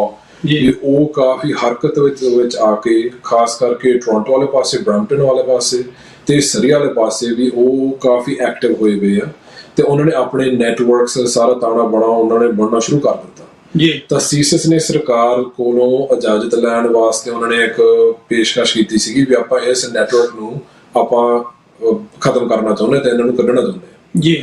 ਉਹਨਾਂ ਦਿਨਾਂ ਦੇ ਵਿੱਚ ਸਰਕਾਰ ਨੇ ਸੀਐਸਐਸ ਨੂੰ ਇਹ ਕੰਮ ਕਰਨ ਤੋਂ ਜਾਂ ਇਹਨਾਂ ਨੂੰ ਨੈਟਵਰਕ ਨੂੰ ਤਬਾਹ ਕਰਨ ਤੋਂ ਰੋਕਿਆ ਤੇ ਦਲੀਲ ਇਹ ਦਿੱਤੀ ਸੀਗੀ ਵੀ ਜਸਟਿਨ ਟਰੂਡੋ ਦੀ ਜਿਹੜੀ ਸਰਕਾਰ ਦੀ ਫੇਰੀ ਆਉਣ ਵਾਲੀ ਹੈਗੀ ਆ, ਜੇ ਇਸ ਤਰੀਕੇ ਨਾਲ ਤੁਸੀਂ ਕੀਤਾ ਤਾਂ ਸਾਨੂੰ ਦਿੱਕਤ ਆਉਣੀ ਹੈਗੀ ਜੀ। ਤੇ ਜਿਹੜੀ ਦੂਜੀ ਗੱਲ ਹੈਗੀ ਆ ਵੀ ਜੋ ਸਾਡੇ ਇਕਨੋਮਿਕ ਇੰਟਰਸਟ ਹੈਗੇ ਆ ਵੀ ਜੋ ਸਸਕੈਚੁਅਨ ਦੇ ਵਿੱਚ ਜਿਹੜੀਆਂ ਦਾਲਾਂ ਪੈਦਾ ਹੁੰਦੀਆਂ ਤੇ ਜਿਹੜਾ ਆਪਣਾ ਆਇਲ ਐਂਡ ਗੈਸ ਇੰਡਸਟਰੀ ਹੈਗੀ ਆ ਜੋ ਆਪਾਂ ਇੰਡੀਆ ਨੂੰ ਵੇਚਣਾ ਚਾਹੁੰਦੇ ਆ, ਤਾਂ ਉਹਦੇ ਵਿੱਚ ਇੱਕ ਅੜਚਨ, ਇੱਕ ਮੁਸ਼ਕਲ ਖੜੀ ਹੋ ਜਾਣੀ ਹੈ। ਇਸ ਕਰਕੇ ਵੀ ਜਿਹੜੀ ਇੰਡੀਅਨ ਇੰਟੈਲੀਜੈਂਸ ਏਜੰਸੀ ਦੇ ਨੈਟਵਰਕ ਇੱਥੇ ਖੜੇ ਹੈਗੇ ਆ, ਉਹਨਾਂ ਨੂੰ ਚਾਹੁੰਦੇ ਤੇ ਤੁਸੀਂ ਉਹਨਾਂ ਨੂੰ ਰਹਿਣ ਦਿਓ ਜੀ। ਸੋ ਜਦੋਂ 2018 ਦੇ ਵਿੱਚ ਟਰੂਡੋ ਇੰਡੀਆ ਨੂੰ ਜਾਂਦਾ ਆ, ਸਾਨੂੰ ਸਾਰਿਆਂ ਨੂੰ ਪਤਾ ਵੀ ਕਿਸ ਤਰੀਕੇ ਨਾਲ ਇੱਕ ਮਿਥ ਕੇ ਕੋਆਰਡੀਨੇਟਡ ਤਰੀਕੇ ਦੇ ਨਾਲ ਇੱਕ ਡਿਸਇਨਫੋਰਮੇਸ਼ਨ ਕੈਂਪੇਨ ਚੱਲਦੀ ਆ ਸਰਕਾਰ ਦੇ ਖਿਲਾਫ, ਸਰਕਾਰ ਤੇ ਦਬਾਅ ਪਾਉਣ ਵਾਸਤੇ ਵੀ ਇੱਥੇ ਤੁਹਾਡੇ ਕਥਿਤ ਐਕਸਟ੍ਰੀਮਿਸਟ ਕੈਨੇਡਾ ਦੇ ਵਿੱਚ ਵਿਚਰ ਰਹੇ ਆ, ਤੁਸੀਂ ਕੁਝ ਕਰਦੇ ਨਹੀਂ ਹੈਗੇ, ਤੁਹਾਨੂੰ ਕੁਝ ਕਰਨਾ ਚਾਹੀਦਾ ਜੀ। ਉਹ ਦਬਾਅ ਉਹਨਾਂ ਨੇ ਇੱਕ ਫਰਜ਼ੀ ਤਰੀਕੇ ਦੇ ਨਾਲ ਇੰਟੈਲੀਜੈਂਸ ਏਜੰਸੀਆਂ ਵੱਲੋਂ ਸਾਰੇ ਡਿਸਇਨਫੋਰਮੇਸ਼ਨ ਫੈਬਰਿਕੇਟ ਕਰਕੇ ਤਾਂ ਉਹਨਾਂ ਸਰਕਾਰ ਤੇ ਦਬਾਅ ਪਾਇਆ ਤੇ ਉਹ ਜਿਹੜਾ ਦਬਾਅ ਸੀਗਾ ਉਹ pretty much ਜਿਹੜਾ ਉਹਨਾਂ ਦਾ ਮਨੋਰਥ ਸੀਗਾ ਉਹਦੇ ਵਿੱਚ ਸਫਲ ਹੋਇਆ ਜੀ। ਜਦੋਂ ਜਸਟਿਨ ਟਰੂਡੋ ਉੱਥੇ ਗਿਆ ਸੀਗਾ ਇੰਡੀਆ ਦੇ ਵਿੱਚ, ਤਾਂ ਫਰਵਰੀ 2018 ਦੇ ਵਿੱਚ ਉਹਨਾਂ ਨੇ ਇੱਕ ਸਿਕਿਉਰਿਟੀ ਕੋਆਪਰੇਸ਼ਨ ਫਰੇਮਵਰਕ ਉਹਨਾਂ ਨੇ ਸਾਈਨ ਕੀਤੀ ਸੀ ਜੀ, ਜਿਹਦੇ ਵਿੱਚ ਇੰਡੀਅਨ ਏਜੰਸੀਆਂ ਦਾ ਜਿਹੜਾ ਕੈਨੇਡੀਅਨ ਏਜੰਸੀ ਦੇ ਨਾਲ ਜਿਹੜਾ ਗੱਲਬਾਤ, ਜਿਹੜੀ ਇਨਫੋਰਮੇਸ਼ਨ ਦਾ ਆਦਾਨ ਪ੍ਰਦਾਨ, ਉਹ pretty much ਉਹ ਇੰਸਟੀਟਿਊਸ਼ਨਲਾਈਜ਼ਡ ਇੱਕ ਮੈਕੈਨਿਜ਼ਮ ਬਕਾਇਦਾ ਤਿਆਰ ਕੀਤਾ ਗਿਆ ਜਿਹਦੇ ਰਾਹੀਂ ਕੈਨੇਡੀਅਨ ਏਜੰਸੀਆਂ ਨੇ ਇੰਡੀਆ ਤੋਂ ਜਾਣਕਾਰੀ ਲੈਣੀ ਸ਼ੁਰੂ ਕਰ ਦਿੱਤੀ ਤੇ ਉਹਦੇ ਤੇ ਕੈਨੇਡਾ ਵਿੱਚ ਵਸ ਰਹੇ ਸਿੱਖ ਆਗੂਆਂ ਤੇ ਕਾਰਵਾਈ ਕਰਨੀ ਸ਼ੁਰੂ ਕਰ ਦਿੱਤੀ ਜੀ, ਜਿਹਦੇ ਵਿੱਚ ਭਾਈ ਹਰਦੀਪ ਸਿੰਘ ਤੇ ਹੋਰ ਬਹੁਤ ਸਾਰੇ ਨੌਜਵਾਨ ਇੱਥੇ ਹੈਗੇ ਕੈਨੇਡਾ ਦੇ ਵਿੱਚ ਜਿਨ੍ਹਾਂ ਨੂੰ ਨੋ ਫਲਾਈ ਲਿਸਟ ਤੇ ਪਾਇਆ ਗਿਆ, ਜਿਨ੍ਹਾਂ ਦੀ ਜਿਹੜੀ ਸਰਵੇਲੈਂਸ ਵਧਾ ਦਿੱਤੀ ਗਈ ਆ, ਜਿਨ੍ਹਾਂ ਦੇ ਬੈਂਕ ਖਾਤੇ ਬੰਦ ਕੀਤੇ ਗਏ ਤੇ ਹੋਰ ਐਕਸ਼ਨ ਕੈਨੇਡਾ ਵੱਲੋਂ ਲਏ ਗਏ ਜੀ। ਸੋ ਉਸ ਐਗਜ਼ਾਮਪਲ ਤੋਂ ਉਹਦਾ ਪਿਛੋਕੜ ਹੈਗਾ ਵੀ ਕਿਸ ਤਰੀਕੇ ਨਾਲ ਆਪਣੀ ਇਕਨੋਮਿਕ ਤੇ ਜੀਓਪੋਲਿਟੀਕਲ ਮਫਾਦਾਂ ਵਾਸਤੇ ਸਿੱਖਾਂ ਨੂੰ pretty much ਵੇਚ ਵਟ ਕੇ ਛੱਕੇ ਟੰਗ ਕੇ ਆਪਣੇ ਇੰਟਰਸਟ ਨੂੰ ਫਰਦਰ ਕਰਨ ਵਾਸਤੇ ਕਿਸ ਤਰੀਕੇ ਨਾਲ ਇੰਡੀਆ ਨਾਲ ਉਹਨਾਂ ਨੇ ਕੋਆਪਰੇਟ ਕਰਨਾ ਸ਼ੁਰੂ ਕਰ ਦਿੱਤਾ ਜੀ। ਸੋ ਸਾਰਿਆਂ ਨੂੰ ਲੱਗ ਰਿਹਾ ਸੀਗਾ ਵੀ ਇਹ ਹੁਣ ਭਾਈ ਹਰਦੀਪ ਸਿੰਘ ਜੀ ਦੀ ਸ਼ਹਾਦਤ ਤੋਂ ਬਾਅਦ ਜਿਸ ਤਰੀਕੇ ਨਾਲ ਟਰੂਡੋ ਨੇ ਸਟੈਂਡ ਲਿਆ ਜਾਂ pretty much ਖੁਲਾਸਾ ਕੀਤਾ ਵੀ ਇੰਡੀਅਨ ਏਜੰਸੀ ਦਾ ਹੱਥ ਹੈਗਾ, ਤੇ ਉਸ ਤੋਂ ਬਾਅਦ ਅਕਤੂਬਰ 2024 ਦੇ ਵਿੱਚ ਜਿਸ ਤਰੀਕੇ ਦੇ ਨਾਲ ਜਿਹੜੀ ਕੌਂਸਲ ਖਾਨੇ ਦੇ ਵਿੱਚ ਜਿਹੜਾ ਉਹਨਾਂ ਦਾ ਸਟਾਫ ਸੀਗਾ ਉਹਨਾਂ ਨੂੰ ਇੱਥੋਂ ਐਕਸਪੈਲ ਕਰ ਦਿੱਤਾ ਸੀਗਾ ਜੀ। ਸਾਰਿਆਂ ਨੂੰ ਲੱਗਦਾ ਸੀਗਾ ਵੀ ਜਿਹੜੀ ਸਿਕਿਉਰਿਟੀ ਕੋਆਪਰੇਸ਼ਨ ਹੈਗੀ ਆ ਵੀ ਇਹਦੇ ਵਿੱਚ ਠੱਲ ਪੈ ਗਈ ਹੋਣੀ ਜੀ। ਹਾਲਾਂਕਿ ਪਿਛਲੇ 5-7 ਮਹੀਨਿਆਂ ਦੇ ਵਿੱਚ ਸਾਡੇ ਕੋਲ ਕਈ ਸਬੂਤ ਹੈਗੇ, ਕਈ ਕੇਸ ਸਾਡੇ ਸਾਹਮਣੇ ਹੈਗੇ ਆ ਵੀ ਜਿਹੜੇ ਓਵਰ ਇੰਟੈਲੀਜੈਂਸ ਸ਼ੇਅਰਿੰਗ ਤੇ ਜਿਹੜੀ ਸਿਕਿਉਰਿਟੀ ਕੋਆਪਰੇਸ਼ਨ ਬੰਦ ਨਹੀਂ ਹੋਈ, ਸਗੋਂ ਤੇਜ਼ ਹੋਈ ਹੈ ਜੀ। ਸੋ ਇਸ ਵੇਲੇ ਕੈਨੇਡਾ ਦੇ ਵਿੱਚ ਵਸ ਰਹੇ ਜਿਹੜੇ ਆਪਣੇ ਸਿੱਖ ਕਈ ਆਗੂ ਹੈਗੇ ਆ, ਸਿੱਖ ਨੌਜਵਾਨ ਹੈਗੇ ਆ, ਜਿਨ੍ਹਾਂ ਦੇ ਸਿਰ ਤੇ ਹੁਣ ਕੈਨੇਡੀਅਨ ਸਰਕਾਰ ਦੀ ਤਲਵਾਰ ਲਟਕ ਰਹੀ ਆ, ਕਿਉਂਕਿ ਕੈਨੇਡੀਅਨ ਸਰਕਾਰ ਨੇ ਇੰਡੀਅਨ ਏਜੰਸੀਆਂ ਵੱਲੋਂ ਜਿਹੜੀ ਗਲਤ ਅਫਵਾਹਾਂ, ਗਲਤ ਜਾਣਕਾਰੀ ਦੇ ਆਧਾਰ ਤੇ ਇਹਨਾਂ ਦੇ ਖਿਲਾਫ ਐਕਸ਼ਨ ਉਹਨਾਂ ਨੇ ਕਰਨਾ ਸ਼ੁਰੂ ਕਰ ਦਿੱਤਾ। ਸੋ ਜਿਸ ਤਰੀਕੇ ਨਾਲ ਤੁਸੀਂ ਗੱਲ ਆਖੀ ਸੀਗੀ ਵੀ ਇਹ ਹੁਣ ਪੰਜਾਬੀ ਦੇ ਵਿੱਚ ਕਈ ਸ਼ਬਦ ਵੀ ਮੁੱਕ ਜਾਂਦੇ ਆ, ਅੰਗਰੇਜ਼ੀ ਦੇ ਵੀ ਸ਼ਬਦ ਮੁੱਕ ਜਾਂਦੇ ਵੀ ਆਪਾਂ ਹੁਣ ਕੀ ਕਹੀਏ ਜੀ। ਬਿਲਕੁਲ ਜੀ, ਮੈਂ ਤਾਂ ਇਸ ਗੱਲ ਦਾ ਜਿਹੜਾ ਫਸਟ ਹੈਂਡ ਵਿਕਟਮ ਵੀ ਆ। ਮੈਂ ਕਦੀ ਵੈਸੇ ਇਦਾਂ ਗੱਲ ਕੀਤੀ ਨਹੀਂ ਆਪਣੇ ਪ੍ਰੋਗਰਾਮ ਦੇ ਵਿੱਚ। ਜਿਹੜੀ ਗੱਲ ਤੁਸੀਂ ਕੀਤੀ ਆ ਕਿ ਇਕੱਲੀ ਇੰਟੈਲੀਜੈਂਸ ਸ਼ੇਅਰਿੰਗ ਦੇ ਹਵਾਲੇ ਨਾਲ ਨਹੀਂ, ਉੱਥੋਂ ਕੋਈ ਫੇਕ ਈਮੇਲ ਵੀ ਕਰ ਦਿੰਦਾ ਤਾਂ ਸਾਡੇ ਵਰਗੇ ਬੰਦਿਆਂ ਨੂੰ ਚੱਕ ਕੇ ਪੁਲਿਸ ਇੱਥੇ ਆਟੋਵਾਜ ਵੀ ਅੰਦਰ ਕਰ ਦਿੰਦੀ ਆ। ਮੇਰੇ ਨਾਲ ਇੱਕ ਹੋਰ ਮੇਰੇ ਸਾਥੀ ਆ, ਚਲੋ ਖੈਰ ਉਹ 2 ਸਾਲ ਹੋ ਗਏ ਉਸ ਗੱਲ ਨੂੰ, ਸਾਡਾ ਉਹ ਵੀ ਕੇਸ ਵਿੱਚ ਹੀ ਲਟਕਦਾ। ਮੈਂ ਇੱਕ ਹੋਰ ਤੁਹਾਨੂੰ ਇੱਕ ਗੱਲ ਦੱਸਦਾ, ਉਹ ਵੀ ਮੈਂ ਕਦੀ ਔਨ ਕੈਮਰਾ ਕੀਤੀ ਨਹੀਂ ਆਪਣੇ ਪ੍ਰੋਗਰਾਮ ਦੇ ਵਿੱਚ। 2018 ਦਾ ਤੁਸੀਂ ਹਵਾਲਾ ਦਿੱਤਾ, ਮੈਂ ਤੁਹਾਨੂੰ ਰਿਪਰੈਸ਼ਨ ਦੀ ਗੱਲ ਕਰਦਾ ਕਿ ਜਦੋਂ ਬੰਦੇ ਟਾਰਗੇਟ ਕਰ ਲੈਂਦੇ ਆ ਤਾਂ ਕਿੱਥੇ ਤੱਕ ਪਹੁੰਚਦੇ ਆ। ਮੈਂ PM ਸਾਹਿਬ ਦੇ ਡੈਲੀਗੇਸ਼ਨ ਦਾ ਉਦੋਂ ਹਿੱਸਾ ਸੀ ਐਜ਼ ਏ ਮੀਡੀਆ ਪਰਸਨ, ਔਰ ਜਦੋਂ ਮੈਂ ਉੱਥੇ ਗਿਆ, ਉੱਥੇ ਮੇਰੀ ਜਿਹੜੀ ਪ੍ਰੈਜ਼ੈਂਸ ਆ ਉਹ ਇੰਨੀ ਕੁ ਚੁਭੀ ਕੁਛ ਮੀਡੀਆ ਅਦਾਰਿਆਂ ਨੇ ਵੀ ਉਹਨਾਂ ਨੇ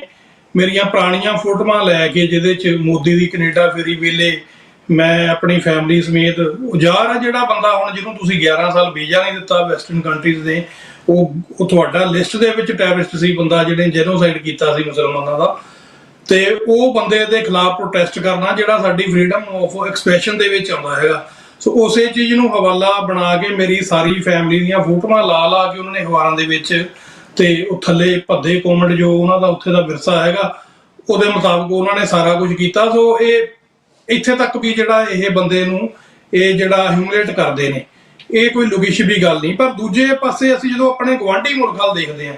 ਉੱਥੇ ਵੀ ਕੋਸ਼ਿਸ਼ ਕੀਤੀ ਗਈ ਹੈ ਸਰਦਾਰ ਗੁਰਪਵੰਤ ਸਿੰਘ ਪੰਨੂ ਉਹਨਾਂ ਨੂੰ ਜਿਹੜਾ ਉਹਨਾਂ ਦਾ ਅਸੈਸੀਨੇਸ਼ਨ ਪਲਾਟ ਹੈ ਜਿਹੜਾ ਉਹ ਫੇਲ ਕਰ ਦਿੱਤਾ ਗਿਆ। ਪਰ ਉੱਥੇ ਜਿਹੜੀਆਂ ਚੀਜ਼ਾਂ ਸਾਹਮਣੇ ਆਈਆਂ, FBI ਨੇ ਸਪੈਸ਼ਲੀ ਪੰਜਾਬੀ ਮੀਡੀਆ ਚੈਨਲਾਂ ਦੇ ਉੱਤੇ, ਸਾਡੇ ਚੈਨਲ ਤੇ ਵੀ ਉਹ ਜਿਹੜੀ ਵਾਰਨਿੰਗ ਉਹਨਾਂ ਦੀ ਐਡਵਰਟਾਈਜ਼ਮੈਂਟ ਚੱਲਦੀ ਆ, ਉਹਦੇ 'ਚ ਉਹਨਾਂ ਨੇ ਸਾਫ਼ ਪੰਜਾਬੀ ਦੇ ਵਿੱਚ ਦੱਸਿਆ ਕਿ ਤੁਹਾਨੂੰ ਜੇ ਵੀ ਤੁਹਾਡੇ ਵਿਚਾਰਾਂ ਦੀ ਆਜ਼ਾਦੀ ਕਰਕੇ, ਭਾਵੇਂ ਉਹ ਅਮਰੀਕਾ ਦੀ ਧਰਤੀ ਤੇ ਹੋਵੇ ਜਾਂ ਦੁਨੀਆ ਦੇ ਕਿਸੇ ਹੋਰ ਵੀ ਮੁਲਕ ਦੇ ਵਿੱਚ ਹੋਵੇ, ਤੁਹਾਨੂੰ ਜਾਂ ਤੁਹਾਡੇ ਉਸ ਮੁਲਕ 'ਚ ਰਹਿੰਦੇ ਪਰਿਵਾਰ ਨੂੰ ਵੀ ਤੰਗ ਪਰੇਸ਼ਾਨ ਕੀਤਾ ਗਿਆ ਤਾਂ ਤੁਸੀਂ ਜਿਹੜੀ ਉਹਦੀ ਰਿਪੋਰਟ ਆ ਉਹ FBI ਨੂੰ ਕਰ ਸਕਦੇ ਹੋ। ਸੋ ਇਹ ਬੜੇ ਵੱਡੇ ਪੱਧਰ ਤੇ ਉਹਨਾਂ ਨੇ ਇਹ ਆਪਸ਼ਨ ਜਿਹੜੀ ਆ ਦਿੱਤੀ ਆ। ਤੇ ਕੀ ਕੈਨੇਡਾ 'ਚ ਵੀ ਇਦਾਂ ਦਾ ਕੁਝ ਹੈ ਕਿ ਜੇ ਕੋਈ ਵੀ ਕਿਸੇ ਨੂੰ ਕਿਸੇ ਦੀ ਵਿਚਾਰਾਂ ਦੀ ਆਜ਼ਾਦੀ ਜਿਹੜਾ ਵੀ ਬੰਦਾ ਆਪਣੀ ਪ੍ਰੈਕਟਿਸ ਕਰਦਾ ਉਹਦੇ ਖਿਲਾਫ, ਜੇ ਉਹਦੇ ਕੋਈ ਵਿਦੇਸ਼ ਰਹਿੰਦੇ ਪਰਿਵਾਰ ਦੇ ਉੱਤੇ ਜਾਂ ਫਿਰ ਇੱਥੇ ਉਹਨੂੰ ਕਿਸੇ ਤਰ੍ਹਾਂ ਦੀ ਜਿਹੜੀ ਆ ਪਰੇਸ਼ਾਨੀਆਂ ਦਾ ਸਾਹਮਣਾ ਕਰਨਾ ਪੈਂਦਾ, ਧਮਕੀਆਂ ਦਾ ਜਾਂ ਕਿਸੇ ਹੋਰ ਚੀਜ਼ ਦਾ, ਤਾਂ ਉਹ ਵੀ ਕੋਈ ਕਿਤੇ ਰਿਪੋਰਟ ਕਰ ਸਕਦਾ? ਹਾਂਜੀ, ਮੈਕੈਨਿਜ਼ਮਸ ਤਾਂ ਹੈਗੇ ਆ ਵੀ RCMP ਦੀ ਹੌਟਲਾਈਨ ਵੀ ਉਹਨਾਂ ਨੇ ਬਣਾਈ ਹੈਗੀ ਆ। ਪਰ ਜਿਸ ਤਰੀਕੇ ਨਾਲ ਤੁਸੀਂ ਜ਼ਿਕਰ ਕੀਤਾ ਵੀ ਇਸ ਤਰੀਕੇ ਨਾਲ ਮੇਰੇ ਦੇਖਣ ਦੇ ਵਿੱਚ ਇਹੋ ਜਿਹੇ ਰਿਸੋਰਸ ਜਾਂ ਇੱਕ ਇਫੈਕਟਿਵ ਮਹਿਕਮਾ ਤਾਂ ਨਹੀਂ ਖੜਾ ਹੋਇਆ ਮੇਰੀ ਜਾਣਕਾਰੀ ਦੇ ਵਿੱਚ ਆਇਆ, ਜਿਹੜਾ ਖਾਸ ਕਰਕੇ ਪੰਜਾਬੀ ਭਾਈਚਾਰੇ, ਸਿੱਖ ਭਾਈਚਾਰੇ ਨਾਲ ਸੰਬੰਧਿਤ ਹੋਵੇ ਜਾਂ ਉਹਨਾਂ ਨੂੰ ਸਰਵ ਕਰਦਾ ਹੋਵੇ ਜੀ। ਸੋ ਫਾਰ ਬੰਦੇ, ਹੁਣ ਤੁਸੀਂ ਆਪਣੀ ਐਗਜ਼ਾਮਪਲ ਵੀ ਤੁਸੀਂ ਦਿੱਤੀ ਆ, ਹੋਰ ਵੀ ਬਹੁਤ ਸਾਰੀਆਂ ਉਦਾਹਰਨਾਂ ਹੈਗੀਆਂ ਜਿੱਥੇ ਬੰਦਿਆਂ ਨੇ ਕੰਪਲੇਂਟਾਂ ਦਿੱਤੀਆਂ ਹੈਗੀਆਂ, ਪਰ ਹੁਣ ਉਹਦੇ ਤੇ ਕਿੰਨੀ ਕੁ ਕਾਰਵਾਈ ਹੁੰਦੀ ਹੈ ਹੁਣ ਸਾਡੇ ਸਾਹਮਣੇ ਹੈਗੀ ਜੀ। ਸੋ ਭਾਈ ਮਨਿੰਦਰ ਸਿੰਘ ਜੀ, ਮੈਂ ਇੱਕ ਗੱਲ ਜਿਹੜੀ ਬੜੀ ਅਹਿਮ ਉਹ ਪੁੱਛਣੀ ਚਾਹੁੰਦਾ ਕਿ ਜਦੋਂ ਅਸੀਂ ਵੋਟ ਪੋਲਿਟਿਕਸ ਦੀ ਗੱਲ ਕਰਦੇ ਹਾਂ, ਇੱਕ ਪਾਸੇ ਤਾਂ ਅਮਰੀਕਾ ਦਾ ਸਿਸਟਮ ਆ ਜਿੱਥੇ ਮੈਨੂੰ ਨਹੀਂ ਲੱਗਦਾ ਕਿ ਸਾਡੀ ਉਹ ਗਿਣਤੀ ਹੈ ਜਿਹੜੀ ਖਾਸ ਕਰਕੇ ਸਿੱਖਾਂ ਦੀ, ਕਿਉਂਕਿ ਤੁਸੀਂ ਇਸ ਗੱਲ ਵੱਲ ਇਸ਼ਾਰਾ ਕੀਤਾ ਕਿ ਜਾਨਾਂ ਸਿੱਖਾਂ ਦੀਆਂ ਜਾ ਰਹੀਆਂ ਨੇ, ਇੱਥੇ ਕੋਈ ਐਕਸ਼ਨ ਨਹੀਂ ਲਿਆ ਜਾ ਰਿਹਾ। ਜੇ ਇੱਕ ਪਾਸੇ ਤੁਸੀਂ ਇੱਕ MP ਦੀ ਗੱਲ ਕੀਤੀ ਆ ਵੀ ਉਹਨੇ ਇਰਾਨੀਅਨ ਗਵਰਨਮੈਂਟ ਦੇ ਖਿਲਾਫ ਜਿਹੜਾ ਕੋਈ ਸਟੇਟਮੈਂਟਸ ਦਿੱਤੀਆਂ ਤੇ ਇਰਾਨੀਅਨ ਗਵਰਨਮੈਂਟ ਤੋਂ ਉਹਨੂੰ ਖਤਰਾ ਸੀ, ਬਟ ਉਹਨੂੰ ਸਿਕਿਉਰਿਟੀ ਦਿੱਤੀ ਜਾ ਰਹੀ ਹੈ। ਸੋ ਜਿਸ ਮੁਲਕ ਦੇ ਵਿੱਚ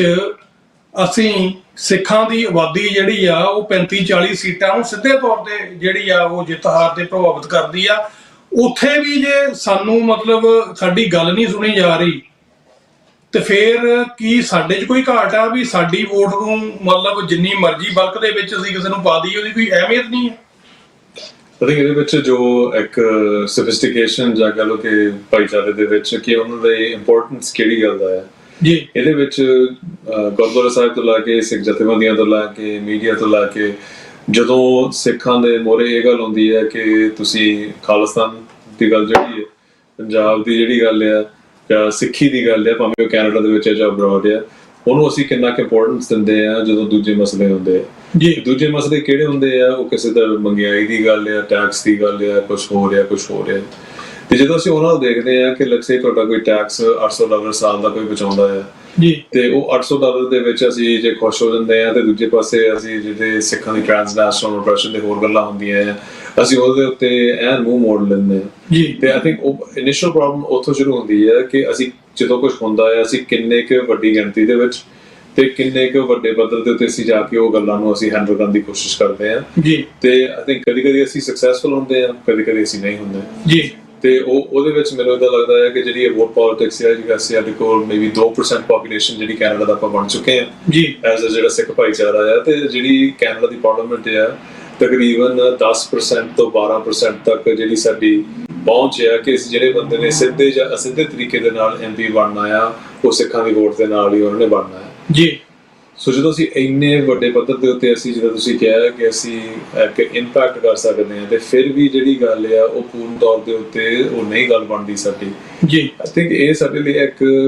ਲੌਂਗ ਟਰਮ ਸਾਡੇ ਬੱਚਿਆਂ ਦੇ ਭਵਿੱਖ ਦੇ ਲਈ ਵੀ ਇੱਕ ਸਵਾਲ ਹੈ ਕਿ ਖਾਲਿਸਤਾਨ ਤੋਂ ਥੱਲੇ ਫਿਰ ਅਸੀਂ ਕੋਈ ਵੀ ਸਾਡਾ ਗੁਜ਼ਾਰਾ ਨਹੀਂ ਹੈਗਾ ਜੀ। ਕਿਉਂਕਿ ਅਸੀਂ ਜਿੰਨੇ ਮਰਜ਼ੀ ਬਾਹਰਲੇ ਦੇਸ਼ਾਂ ਦੇ ਵਿੱਚ ਵਸ ਲਈਏ ਕਿ ਅਸੀਂ ਕਿਸੇ ਨਾ ਕਿਸੇ ਲੈਵਲ ਤੇ ਐਕਸਪੈਂਡੇਬਲ ਹਾਂ, ਕਿਸੇ ਨਾ ਕਿਸੇ ਲੈਵਲ ਦੇ ਉੱਤੇ ਸਾਡੀ ਜਿਹੜੀ ਸੁਣਿਆਈ ਹੈ, ਜੋ ਸਾਡੀ ਗੱਲਬਾਤ ਆ ਉਹ ਉਸ ਤਰੀਕੇ ਦੇ ਨਾਲ ਨਹੀਂ ਹੋਣੀ ਜੀ। ਅਸੀਂ ਇਹ ਕਹਿ ਸਕਦੇ ਹਾਂ ਕਿ ਅਸੀਂ ਬਾਹਰਲੇ ਦੇਸ਼ਾਂ ਦੇ ਵਿੱਚ ਅਸੀਂ ਇੱਥੇ ਜੋ ਸਿਸਟਮਸ ਆ, ਜਿੱਦਾਂ ਮੈਂ ਪਹਿਲਾਂ ਗੱਲ ਕੀਤੀ ਹੈ, ਸਾਡਾ ਇਸ਼ੂ ਹੈਗਾ ਇੰਡੀਅਨ ਸਟੇਟ ਦੇ ਨਾਲ ਜੀ। ਇੰਡੀਅਨ ਸਟੇਟ ਨੇ ਕੈਨੇਡਾ ਨੂੰ ਖਰਾਬ ਕਰਨ ਦੀ ਕੋਸ਼ਿਸ਼ ਕਰਦੇ ਵਿੱਚ ਲੱਗੇ ਆ ਜੀ। ਜਦੋਂ ਉਹ ਉਹਨਾਂ ਨੂੰ ਫਾਲਸ ਡਿਸਇਨਫੋਰਮੇਸ਼ਨ ਦਿੰਦੇ ਆ, ਜੇ ਕੈਨੇਡਾ ਐਕਟ ਕਰਦਾ ਆ ਉਹ ਗੱਲ ਤੇ ਸਾਨੂੰ ਉਹ ਕਰੈਕਟ ਕਰਨ ਦੀ ਲੋੜ ਹੈ ਕਿ ਉਹ ਕੈਨੇਡਾ ਐਕਟ ਨਾ ਕਰੇ ਉਹ ਗੱਲਾਂ ਦੇ ਉੱਤੇ ਜੀ। ਇਸ਼ੂ ਐਕਚੁਅਲੀ ਕੈਨੇਡਾ ਦਾ ਲੈਸ ਆ, ਇੰਡੀਆ ਦਾ ਜ਼ਿਆਦਾ ਆ, ਪਰ ਕੈਨੇਡਾ ਇਨਵੋਲਵਡ ਹੈ ਜੀ। ਇਹ ਅਸੀਂ ਕਹਿਣ ਦੀ ਕੋਸ਼ਿਸ਼ ਕਰਦੇ ਹਾਂ ਕਿ ਇਸ਼ੂ ਹੈ ਇੰਡੀਆ ਦਾ। ਜੇ ਇੰਡੀਆ ਨਾ ਐਗਜ਼ਿਸਟ ਕਰਦਾ, ਪੇਪਰ ਨਾ ਐਗਜ਼ਿਸਟ ਕਰਦਾ, ਕਿ ਸਿੱਖਾਂ ਦੇ ਪਿੱਛੇ ਪਿਆ ਹੁੰਦਾ, ਫਿਰ ਸਾਡੀ ਜਿਹੜੀ ਲੜਾਈ ਉਹ ਡਿਫਰੈਂਟ ਹੋਣੀ ਸੀ ਜੀ। ਸਾਡਾ ਜਿਹੜਾ ਮੁੱਖ ਜਿਹੜਾ ਵੈਰੀ ਇਸ ਮੂਮੈਂਟ ਦੇ ਵਿੱਚ ਉਹ ਮੋਦੀ ਦੇ ਰੂਪ ਦੇ ਵਿੱਚ ਉਹ ਪੇਪਰ ਸਟੇਟ ਹੈ ਜੀ। ਸੋ ਅਸੀਂ ਜਦੋਂ ਕੈਨੇਡਾ ਦੀ ਵੀ ਗੱਲ ਕਰਦੇ ਹਾਂ, ਬਹੁਤ ਸਾਡੇ ਭਰਾ ਇਸ ਗੱਲ ਦਾ ਵੀ ਇਤਰਾਜ਼ ਕਰਦੇ ਆ ਕਿ ਤੁਸੀਂ ਵੈਸਟ ਨੂੰ ਭੰਡਦੇ ਆ ਜਾਂ ਤੁਸੀਂ ਕੈਨੇਡਾ ਬਾਰੇ ਗੱਲ ਕਰਦੇ ਆ। ਜਦੋਂ ਤੁਸੀਂ ਕਿਸੇ ਤੋਂ ਕੁਝ ਐਕਸਪੈਕਟ ਕਰਦੇ ਆ ਤਾਂ ਹੀ ਤੁਸੀਂ ਉਹਨਾਂ ਦੀ ਗੱਲ ਕਰਦੇ ਆ ਜੀ। ਇੰਡੀਆ ਤੋਂ ਸਾਡੇ ਕੋਲ ਐਕਸਪੈਕਟੇਸ਼ਨ ਨਹੀਂ ਹੈਗਾ, ਜਿੰਨੀ ਮਰਜ਼ੀ ਅਸੀਂ ਉਹਨਾਂ ਨੂੰ ਭੰਡੀ ਜਾਈਏ ਲਾਈਕ ਐਸਾ ਦਾ ਉਹ ਸਾਨੂੰ ਪਤਾ ਹੈ ਕਿ ਉਹ ਝੂਠ ਦਾ ਪੰਡ ਆ, ਉਹਨੇ ਲੱਗ ਐਸਾ ਦਾ ਇਦਾਂ ਹੀ ਰਹਿਣਾ ਹੈ। ਕੈਨੇਡਾ ਦੇ ਵਿੱਚ ਇਹ ਹੈ ਕਿ ਜੇ ਕੈਨੇਡਾ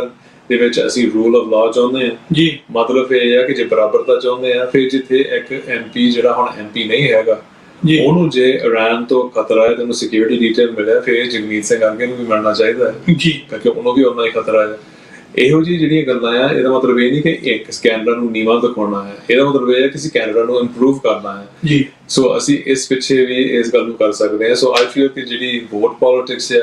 ਅਮਰੀਕਾ ਦੇ ਵਿੱਚ ਆਈ ਥਿੰਕ ਪੋਪੂਲੇਸ਼ਨ ਹੀ ਇੰਨੀ ਜ਼ਿਆਦਾ ਹੈ ਕਿ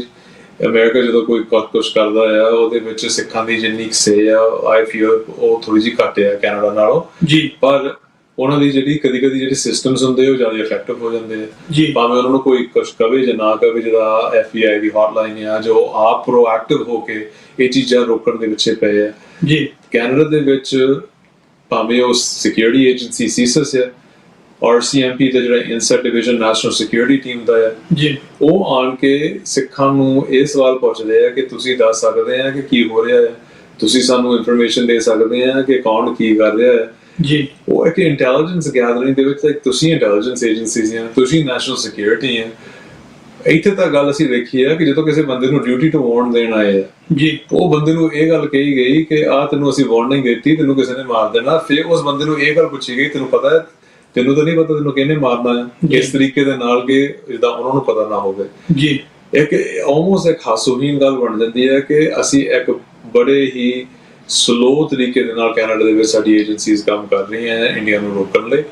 ਇਹ ਜਿਹੜੇ ਪਹਿਲੇ ਸਵਾਲ ਵੀ ਆਪਾਂ ਜਿਹਨਾਂ ਦੇ ਜਵਾਬ ਦਿੱਤੇ ਆ ਉਹਦੇ ਵਿੱਚ ਵੀ ਇਹ ਗੱਲ ਆ ਜਾਂਦੀ ਹੈ ਕਿ ਅਸੀਂ ਨਾਕਾਮਯਾਬ ਕੈਨੇਡਾ ਦੇ ਵਿੱਚ ਕਿਉਂ ਹੋ ਰਹੇ ਹਾਂ ਜੀ, ਕਰਕੇ ਅਸੀਂ ਜਿਹੜੀ ਸਾਡੀ ਏਜੰਸੀਜ਼ ਆ ਜਾਂ ਸਰਕਾਰ ਆ ਉਹ ਇਸ ਇਸ਼ੂ ਨੂੰ ਉਸ ਸੀਰੀਅਸਨੈਸ ਦੇ ਨਾਲ ਨਹੀਂ ਲੈ ਰਹੀ ਜਿਸ ਤਰ੍ਹਾਂ ਹੋ ਸਕਦਾ ਹੈ ਅਮਰੀਕਾ ਦੀ ਸਰਕਾਰ ਲੈ ਰਹੀ ਹੈ ਜਾਂ ਹੋਰ ਕੋਈ ਸਰਕਾਰਾਂ ਲੈ ਰਹੀਆਂ ਆ। ਅਸੀਂ ਇੱਕ ਬੜੀ ਢਿੱਲ ਦੇ ਨਾਲ ਇੱਥੇ ਕੰਮ ਹੋ ਰਿਹਾ ਹੈ ਤੇ ਉਸ ਢਿੱਲ ਦੇ ਕਰਕੇ ਬੰਦੇ ਮਾਰੇ ਜਾ ਰਹੇ ਆ, ਐਕਸਟੋਰਸ਼ਨ ਅਤੇ ਫਿਰੌਤੀਆਂ ਜਿਹੜੀਆਂ ਉਹ ਵੱਧ ਰਹੀਆਂ ਆ ਤੇ ਆਮ ਬੰਦਾ ਜਿਹੜਾ ਆ ਉਹ ਜਿਹੜੀ ਉਹ ਸੇਫਟੀ ਜਿਹੜੀ ਹੈ ਉਹ ਸੁਰੱਖਿਅਤ ਨਹੀਂ ਮਹਿਸੂਸ ਹੋ ਰਿਹਾ ਜੀ। ਸੋ ਮੈਂ ਦੋਨਾਂ ਵੀਰਾਂ ਨੂੰ ਜ਼ਰੂਰ ਪੁੱਛਣਾ ਚਾਹੁੰਦਾ ਕਿ ਤੁਸੀਂ BC ਤੋਂ ਆ ਕੇ ਉਚੇਚੇ ਤੌਰ ਦੇ ਉੱਤੇ ਇੱਥੇ ਓਟਵਾ ਦੇ ਵਿੱਚ ਬੈਠੇ ਹੋ, ਇਸ ਸਾਰੇ ਘਟਨਾਕ੍ਰਮ ਦੇ ਉੱਤੇ ਨਿਗਾਹ ਰੱਖਣ ਲਈ ਤੇ ਹੋਰ ਵੀ ਉਪਰਾਲੇ ਕਰ ਰਹੇ ਹੋ। ਤੁਹਾਡੇ ਨਾਲ ਭਾਈ ਬਲਪ੍ਰੀਤ ਸਿੰਘ WSO ਤੋਂ ਵੀ ਚਲੋ ਹੁਣ ਸਾਡੇ ਨਾਲ ਨਹੀਂ ਹਾਜ਼ਰ ਹੈਗੇ, ਉਹਨਾਂ ਦਾ ਕਿਤੇ ਹੋਰ ਰੁਝੇਵਾਂ। ਸੋ ਕੁਝ ਸ਼ੇਅਰ ਕਰਨਾ ਚਾਹੋਗੇ ਦਰਸ਼ਕਾਂ ਦੇ ਨਾਲ ਕਿ ਕੀ ਗਤੀਵਿਧੀਆਂ ਜਿਹੜੀਆਂ ਇਸ ਘਟਨਾਕ੍ਰਮ ਦੇ ਹਵਾਲੇ ਦੇ ਨਾਲ ਜਿਹੜੀਆਂ ਉਹ ਚੱਲ ਰਹੀਆਂ ਸਿੱਖ ਕੌਮ ਵੱਲੋਂ? ਜੀ ਭਾਈ ਮਨਿੰਦਰ ਸਿੰਘ ਜੀ। ਜਿਹੜੀ ਅੱਜ ਦੀ ਜਿਹੜੀ ਪ੍ਰੈਸ ਕਾਨਫਰੰਸ ਸੀ ਜਾਂ ਹੁਣ ਦੇ ਸਮੇਂ ਦੇ ਵਿੱਚ ਜੋ ਕੁਝ ਵੀ ਚੱਲ ਰਿਹਾ ਹੈ ਜੀ, ਇਹਦੇ ਵਿੱਚ ਜਿਹੜੀ ਗੱਲ ਜਗਮੀਤ ਦੀ ਗੱਲ ਹੈ ਉਹ ਥੋੜੀ ਜਿਹੀ ਅਹਿਮ ਚੱਲ ਰਹੀ ਹੈ, ਪਰ ਇਹਦਾ ਬੈਕਡ੍ਰੌਪ ਹਾਲੇ ਵੀ ਮੋਦੀ ਹੈ ਜੀ, ਕਿ ਸਾਨੂੰ ਇਹ ਕਿ ਜੋ ਜਗਮੀਤ ਦੇ ਨਾਲ ਹੋ ਰਿਹਾ ਹੈ ਉਹ ਤਾਂ ਹੋ ਰਿਹਾ ਹੈ ਕਰਕੇ ਇੰਡੀਅਨ ਸਟੇਟ ਐਗਜ਼ਿਸਟ ਕਰਦੀ ਹੈ। ਮੋਦੀ ਵਰਗੇ ਜਿਹੜੇ ਹੈ ਕਿ ਪੇਪਰ ਦੇ ਪਾਉਣ ਆ ਉਹ ਐਗਜ਼ਿਸਟ ਕਰਦੇ ਆ। ਹਿੰਦੂਤਵ RSS ਜਿਹੜਾ ਨਾਗਪੁਰ ਦਾ ਉਹਨਾਂ ਦਾ ਡੇਰਾ ਆ, ਉਸ ਜੋ ਕੁਝ ਉਹਨਾਂ ਦੀਆਂ ਗਤੀਵਿਧੀਆਂ ਜਿਹੜੀਆਂ ਚੱਲ ਰਹੀਆਂ ਆ, ਪਾਲਿਸੀਆਂ ਬਣ ਰਹੀਆਂ ਆ, ਉਹਦੇ ਵਿੱਚ ਇਹੀ ਆ ਕਿ ਜਿਹੜਾ ਹਿੰਦੂ ਰਾਸ਼ਟਰ ਹੈ ਉਹਨਾਂ ਨੇ ਪੈਦਾ ਕਰਨਾ ਆ। ਉਹਦੇ ਵਿੱਚ ਭਾਵੇਂ ਉਹ ਸਿੱਖ ਆ, ਮੁਸਲਮਾਨ ਆ, ਈਸਾਈ ਆ, ਉਹਨਾਂ ਨੇ ਕੁਚਲਣਾ ਹੈ ਕਿਸੇ ਤਰੀਕੇ ਦੇ ਨਾਲ, ਜਾਂ ਉਹਨਾਂ ਨੂੰ ਐਕਸਟਰਮੀਨੇਟ ਕਰਨਗੇ ਜਾਂ ਉਹਨਾਂ ਨੂੰ ਅਸਿਮੀਲੇਟ ਕਰਨਗੇ। ਪਾਲਿਸੀ ਉਹਨਾਂ ਦੇ ਕੋਲ ਹੋਰ ਕੁਝ ਹੈ ਨਹੀਂ ਜੀ। ਆਈ ਫੀਲ ਕਿ ਜੋ ਅਸੀਂ ਕੈਨੇਡਾ ਦੇ ਵਿੱਚ ਦੇਖ ਰਹੇ ਆ ਉਹ ਐਕਸਟੈਂਸ਼ਨ ਹੈ ਉਸ ਗੱਲ ਦੀ ਕਿ ਉਹਨਾਂ ਨੂੰ ਪਤਾ ਹੈ ਕਿ ਇੰਡੀਆ ਦੇ ਵਿੱਚ ਦੇ ਕੈਨ ਗੈਟ ਅਵੇ ਵਿਦ ਥਿੰਗਸ। ਔਰ ਜੋ ਇੰਡੀਆ ਦੇ ਵਿੱਚ ਅਸੀਂ ਕਦੀ ਮੀਡੀਆ ਦੀ ਗੱਲ ਕਰਦੇ ਹਾਂ, ਇੰਡੀਆ ਦੇ ਵਿੱਚ ਕਿਹੜਾ ਕੋਈ ਮੀਡੀਆ ਹੈ ਜਿਹੜਾ ਪ੍ਰੋਪਾਗੈਂਡਾ ਨਹੀਂ ਹੈਗਾ ਜੀ। ਆਪਾਂ ਸਾਰਿਆਂ ਨੂੰ ਇਸ ਗੱਲ ਦਾ ਪਤਾ ਹੈ ਕਿ ਇੰਡੀਅਨ ਮੀਡੀਆ ਜਿਹੜਾ ਹੈ ਲਾਈਕ ਐਜ਼ ਤਕਰੀਬਨ 2014 ਦੇ ਵਿੱਚ ਮੋਦੀ ਦੀ ਜਿਹੜੀ ਸਰਕਾਰ ਜਿਹੜੀ ਬਣੀ ਹੈ ਉਹ ਸ਼ੁਰੂਆਤ ਉਹਦੀ ਹੋਈ ਹੈ ਜੀ। ਉਸ ਤੋਂ ਬਾਅਦ ਜਿਹੜੀ ਰਿਪੋਰਟਰਸ ਵਿਦਆਊਟ ਬਾਰਡਰਸ ਜਿਹੜੀ ਇੱਕ ਬਹੁਤ ਵੱਡਾ ਅਦਾਰਾ ਹੈ ਜੀ, ਉਹ ਹਰੇਕ ਸਾਲ ਇੱਕ ਰਿਪੋਰਟ ਕਰਦੇ ਆ ਕਿ ਜਿਹੜੀ ਮੀਡੀਆ ਦੀ ਜਿਹੜੀ ਸੇਫਟੀ ਹੈ ਉਹ ਕਿੰਨੀ ਕੁ ਆ, ਕਿਹੜੇ ਦੇਸ਼ 'ਚ। ਕੈਨੇਡਾ ਜਿਹੜਾ ਇੰਡੀਆ ਆ ਉਹ 195 ਨੰਬਰ ਤੇ ਹੈ 180 ਦੇਸ਼ਾਂ ਦੇ ਵਿੱਚੋਂ, ਜਿਹਦੇ ਵਿੱਚ ਐਨ ਥੱਲੇ ਜਿੱਥੇ ਰਿਪੋਰਟਰਸ ਦੀ ਮੀਡੀਆ ਦੀ ਕੋਈ ਫਰੀडम ਵੀ ਹੈ ਤੇ ਉਹ ਸੇਫਟੀ ਹੈ। ਹੁਣ ਉਹ ਦੇਸ਼ ਦੇ ਵਿੱਚ ਲਾਈਕ ਐਜ਼ ਰਿਪੋਰਟਰਸ ਨੂੰ ਮਾਰਿਆ ਵੀ ਜਾਂਦਾ ਆ ਜਾਂ ਉਹਨੂੰ ਧਮਕਾਇਆ ਜਾਂਦਾ ਆ ਜਾਂ ਉਹਨਾਂ ਦੇ ਉੱਤੇ ਜੋ ਵੀ ਹੁੰਦਾ ਹੈ, ਫਿਰ ਉਹਦੀ ਜਿਹੜੀ ਮੀਡੀਆ ਰਿਪੋਰਟਿੰਗ ਉਹ ਵੀ ਕਿਹੋ ਜਿਹੀ ਹੋਊਗੀ ਜੀ। ਤੇ ਉਹਦੇ ਵਿੱਚ ਰਿਪੋਰਟਰਸ ਵਿਦਆਊਟ ਬਾਰਡਰਸ ਨੇ ਇੰਟਰਨੈਸ਼ਨਲ ਜਿਹੜਾ ਆਰਗੇਨਾਈਜੇਸ਼ਨ ਹੈ, ਉਹਨਾਂ ਨੇ ਕਿਹਾ ਕਿ ਮੋਦੀ ਦੇ ਥੱਲੇ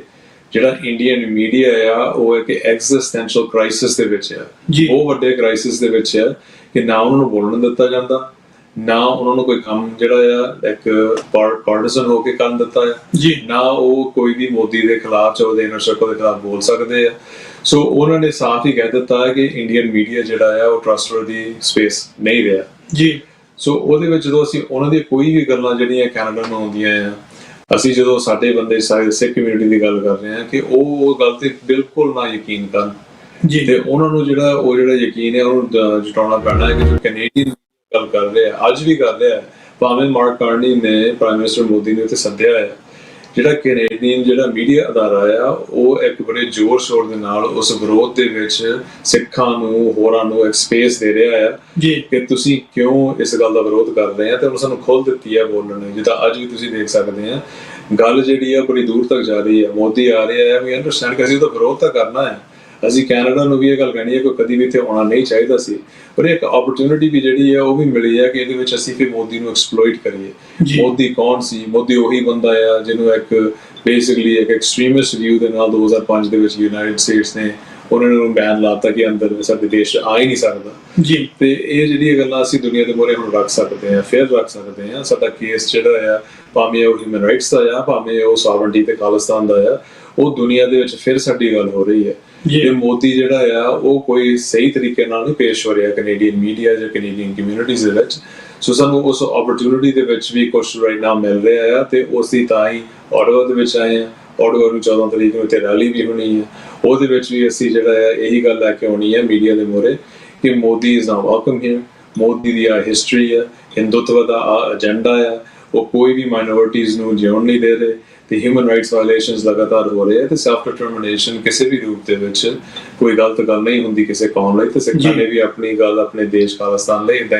ਜਿਹੜੇ ਉਹਨਾਂ ਨੇ ਆਪਣੀ ਗੱਲਬਾਤ ਜਾਰੀ ਰੱਖਣੀ। ਜੀ, ਸੋ ਬਹੁਤ ਬਹੁਤ ਧੰਨਵਾਦ ਸਰਦਾਰ ਪ੍ਰਭਜੋਤ ਸਿੰਘ ਜੀ। ਤੁਸੀਂ 1 ਮਿੰਟ ਦੇ ਵਿੱਚ, ਕਿਉਂਕਿ ਆਪਣਾ ਸਮਾਂ ਲਗਭਗ ਸਮਾਪਤੀ ਵੱਲ ਹੈ, 1 ਮਿੰਟ ਦੇ ਵਿੱਚ ਆਪਣਾ ਜਿਹੜਾ ਮੈਸੇਜ ਆ ਉਹ ਕੀ ਦੇਣਾ ਚਾਹੋਗੇ ਰੈਲੀ ਦੇ ਹਵਾਲੇ ਨਾਲ ਵੀ ਤੇ ਓਵਰਆਲ ਵੀ ਸਾਰੀ ਗੱਲਬਾਤ ਦੇ ਹਵਾਲੇ ਨਾਲ? ਸੰਖੇਪ ਦੇ ਵਿੱਚ ਮੈਂ ਬੇਨਤੀ ਹੀ ਰੱਖਣਾ ਚਾਹੁੰਦਾ ਹੈਗਾ ਵੀ ਸਾਰੇ ਸਿੱਖ ਵੀਰਾਂ ਭੈਣਾਂ ਨੂੰ ਬੇਨਤੀ ਹੈਗੀ ਵੀ ਇਹ ਜਿਹੜੀ ਸਿਚੁਏਸ਼ਨ ਹੈਗੀ ਆ, ਅੰਗਰੇਜ਼ੀ ਦੀ ਇੱਕ ਕਹਾਵਤ ਹੈਗੀ don't miss the forest for the trees, ਵੀ ਸਾਨੂੰ ਸਮੋਚਤਾ ਦੇ ਵਿੱਚ ਇਸ ਘਟਨਾਕ੍ਰਮ ਨੂੰ ਸਿਰਫ ਕੈਨੇਡਾ ਤੱਕ ਸੀਮਿਤ ਹੋ ਕੇ ਸਾਨੂੰ ਨਹੀਂ ਦੇਖਣਾ ਚਾਹੀਦਾ, ਨਾ ਹੀ 2023 ਤੋਂ ਇਹ ਮਸਲਾ ਸ਼ੁਰੂ ਹੋਇਆ। ਹੁਣ ਜੇ ਆਪਾਂ ਪਿਛਲੇ 10-15 ਸਾਲਾਂ ਦੇ ਸਮੁੱਚੇ ਰੂਪ ਦੇ ਵਿੱਚ ਜੋ ਸਿੱਖਾਂ ਨਾਲ ਜੋ ਪੰਜਾਬ ਦੇ ਵਿੱਚ ਵਾਪਰ ਰਿਹਾ, ਸਾਰੇ ਕਾਸੇ ਨੂੰ ਸਾਨੂੰ ਜੋੜਨ ਦੀ ਲੋੜ ਹੈਗੀ ਆ। ਕਿਸ ਤਰੀਕੇ ਦੇ ਨਾਲ ਤੇ ਕਿਸ ਕਾਰਨਾਂ ਕਰਕੇ ਇੰਡੀਆ ਸਿੱਖਾਂ ਨੂੰ ਸਾਰੇ ਦੁਨੀਆ ਭਰ ਦੇ ਵਿੱਚ, ਕੈਨੇਡਾ ਦੇ ਵਿੱਚ, ਇੰਗਲੈਂਡ ਦੇ ਵਿੱਚ, ਅਮਰੀਕਾ ਦੇ ਵਿੱਚ, ਆਸਟ੍ਰੇਲੀਆ, ਨਿਊਜ਼ੀਲੈਂਡ ਦੇ ਵਿੱਚ ਇੰਡੀਆ ਸਿੱਖ ਨੂੰ ਨਿਸ਼ਾਨਾ ਕਿਉਂ ਬਣਾ ਰਿਹਾ, ਤੇ ਜਿਹੜਾ G7 ਦੇ ਵਿੱਚ ਮੋਦੀ ਨੂੰ ਸੱਦਾ ਵੀ ਮਿਲਿਆ ਹੈਗਾ, ਇਹਦੇ ਬਹੁਤ ਵੱਡੇ ਸਾਡੇ ਵਾਸਤੇ ਸਿਗਨਲ ਸੰਕੇਤ ਹੈਗੇ, ਸਾਨੂੰ ਮਿਲ ਜਾਣੇ ਚਾਹੀਦੇ ਹੈਗੇ ਆ। ਸਾਨੂੰ ਇੱਕ ਮਾਈਨੋਰਿਟੀ ਕਮਿਊਨਿਟੀ ਵਜੋਂ ਦੇਖਣ ਦੀ ਬਜਾਏ ਸਾਨੂੰ ਇਹ ਸਾਰਾ ਕੁਝ ਸਮੁੱਚੇ ਘਟਨਾਕ੍ਰਮ ਨੂੰ ਇੱਕ ਧਿਰ ਵਜੋਂ, ਇੱਕ ਪੰਥ ਵਜੋਂ, ਇੱਕ ਕੌਮ ਵਜੋਂ ਸਾਨੂੰ ਦੇਖਣ ਦੀ ਲੋੜ ਹੈਗੀ। ਜੀ ਬਿਲਕੁਲ, ਬਹੁਤ ਬਹੁਤ ਧੰਨਵਾਦ ਦੋਨਾਂ ਵੀਰਾਂ ਦਾ। ਤੁਸੀਂ ਆਪਣੇ ਰੁਝੇਵਿਆਂ ਭਰੇ ਸਮੇਂ ਦੇ ਵਿੱਚੋਂ ਜਿਹੜਾ ਸਾਡੇ ਲਈ ਸਮਾਂ ਕੱਢਿਆ, ਸਾਡੇ ਦਰਸ਼ਕਾਂ ਦੇ ਲਈ ਸਮਾਂ ਕੱਢਿਆ, ਰੂਬਰੂ ਸਾਨੂੰ ਆਉਣ ਦਾ ਮੌਕਾ ਦਿੱਤਾ। ਸੋ ਤੁਹਾਡਾ ਧੰਨਵਾਦ ਕਰਦੇ ਹਾਂ ਔਰ ਦਰਸ਼ਕਾਂ ਦਾ ਵੀ ਧੰਨਵਾਦ ਕਰਦੇ ਹਾਂ ਜੀ, ਤੁਸੀਂ ਸਾਡੇ ਨਾਲ ਜੁੜੇ। ਔਰ ਇਸੇ ਤਰ੍ਹਾਂ ਸੋਮਵਾਰ ਫੇਰ ਆਪਦੀ ਕਚਹਿਰੀ ਦੇ ਵਿੱਚ ਇਸੇ ਪ੍ਰੋਗਰਾਮ ਦੇ ਵਿੱਚ ਨਵੇਂ ਮਹਿਮਾਨ ਦੇ ਨਾਲ ਜਿਹੜਾ ਅਸੀਂ ਜੁੜਾਂਗੇ, ਤੇ ਉਦੋਂ ਤੱਕ ਪ੍ਰੋਗਰਾਮ ਨੂੰ ਤੁਸੀਂ ਵਾਚਿਆ ਵੀ ਹੈ ਔਰ ਇਹਨੂੰ ਸ਼ੇਅਰ ਵੀ ਜ਼ਰੂਰ ਕਰੋ। ਔਰ ਕੋਈ ਪ੍ਰੋਗਰਾਮ ਦੇ ਸੰਬੰਧੀ ਤੁਹਾਡਾ ਸੁਝਾਅ ਹੋਵੇ, ਕੋਈ ਸਵਾਲ ਹੋਵੇ, ਤੁਸੀਂ ਸਾਨੂੰ ਜਿਹੜਾ ਉਹ WhatsApp ਨੰਬਰ ਨੇ ਜਿਹੜੇ ਸਕਰੀਨ ਦੇ ਉੱਤੇ ਸ਼ੋ ਹੋਣਗੇ, ਉਹਨਾਂ ਦੇ ਉੱਤੇ ਜਿਹੜਾ ਸਾਨੂੰ ਤੁਸੀਂ ਸੁਝਾਅ ਆਪਣੇ ਭੇਜ ਸਕਦੇ ਹੋ। ਔਰ ਇਸ ਗੱਲ ਦੀ ਮਾਫੀ ਕਿ ਅੱਜ ਅਸੀਂ ਤੁਹਾਡੀਆਂ ਕਾਲਾਂ ਨਹੀਂ ਲੈ ਸਕੇ, ਕਿਉਂਕਿ ਅੱਜ ਅਸੀਂ ਆਪਣੇ ਸਟੂਡੀਓ ਤੋਂ ਨਹੀਂ, ਅਸੀਂ ਬਾਹਰੋਂ ਕਿਸੇ ਹੋਰ ਲੋਕੇਸ਼ਨ ਤੋਂ ਤੁਹਾਡੇ ਰੂਬਰੂ ਹੋਏ ਆ, ਸੋ ਕਾਲਾਂ ਨਹੀਂ ਸੀ ਲੈ ਸਕਦੇ ਔਰ ਵਿਸ਼ਾ ਵੀ ਥੋੜਾ ਜਿਹਾ ਗੰਭੀਰ ਚਰਚਾ ਜਿਹੜੀ ਆ ਉਹ ਮੰਗਦਾ ਸੀ। ਸੋ ਇਸ ਲਈ ਖਿਮਾ ਦੇ ਜਾਚੇਗਾ, ਪਰ ਸੋਮਵਾਰ ਨੂੰ ਅਸੀਂ ਜ਼ਰੂਰ ਤੁਹਾਡੇ ਮੈਸੇਜ ਔਰ ਕਾਲਾਂ ਵੀ ਪ੍ਰੋਗਰਾਮ ਦੇ ਵਿੱਚ ਸ਼ਾਮਿਲ ਕਰਾਂਗੇ। ਔਰ ਰੈਲੀ ਬਾਰੇ ਵੀ ਤੁਹਾਨੂੰ ਜਿਹੜੀ ਜਾਣਕਾਰੀ ਦਿੱਤੀ ਗਈ ਆ, ਕੱਲ ਨੂੰ ਸੈਟਰਡੇ ਨੂੰ ਜਿਹੜਾ 12 ਵਜੇ ਇਹ ਰੈਲੀ ਜਿਹੜੀ ਆ ਪਾਰਲੀਮੈਂਟ ਹਿੱਲ ਤੇ ਸ਼ੁਰੂ ਹੋਣੀ ਆ। ਔਰ ਇਹਦੇ 'ਚ ਵੱਧ ਚੜ ਕੇ ਹਿੱਸਾ ਲਓ, ਸਿਰਫ ਆਪ ਨਹੀਂ, ਸਿਰਫ ਸਿੱਖ ਨਹੀਂ, ਆਪਣੇ ਆਲੇ ਦੁਆਲੇ ਵੀ ਹਰ ਸਿੱਖ ਨੂੰ ਜਿਹੜਾ ਗੁਰੂ ਸਾਹਿਬ ਨੇ ਪ੍ਰਚਾਰਕ ਬਣਾਇਆ। ਤੁਸੀਂ ਦੱਸੋ ਕਿ ਕੈਨੇਡੀਅਨ ਲਾਈਫ ਦੇ ਨਾਲ ਜਿਹੜਾ ਉਹ ਖਿਲਵਾੜ ਕਰਨ ਵਾਲੀ ਸਟੇਟ ਦਾ ਜਿਹੜਾ ਮੁਖੀ ਆ ਉਹ ਕੈਨੇਡਾ ਦੇ ਵਿੱਚ ਆ ਗਿਆ, ਤੇ ਉਹ ਅਨਚੈਲੰਜਡ ਨਹੀਂ ਜਾਣਾ ਚਾਹੀਦਾ। ਸੋ ਜੁੜੇ ਰਹੋ ਇਸੇ ਤਰ੍ਹਾਂ ਪ੍ਰੋਗਰਾਮ ਦੇ ਵਿੱਚ। ਅੱਜ ਜੁੜਨ ਲਈ ਸ਼ੁਕਰੀਆ। ਵਾਹਿਗੁਰੂ ਜੀ ਕਾ ਖਾਲਸਾ, ਵਾਹਿਗੁਰੂ ਜੀ ਕੀ ਫਤਿਹ।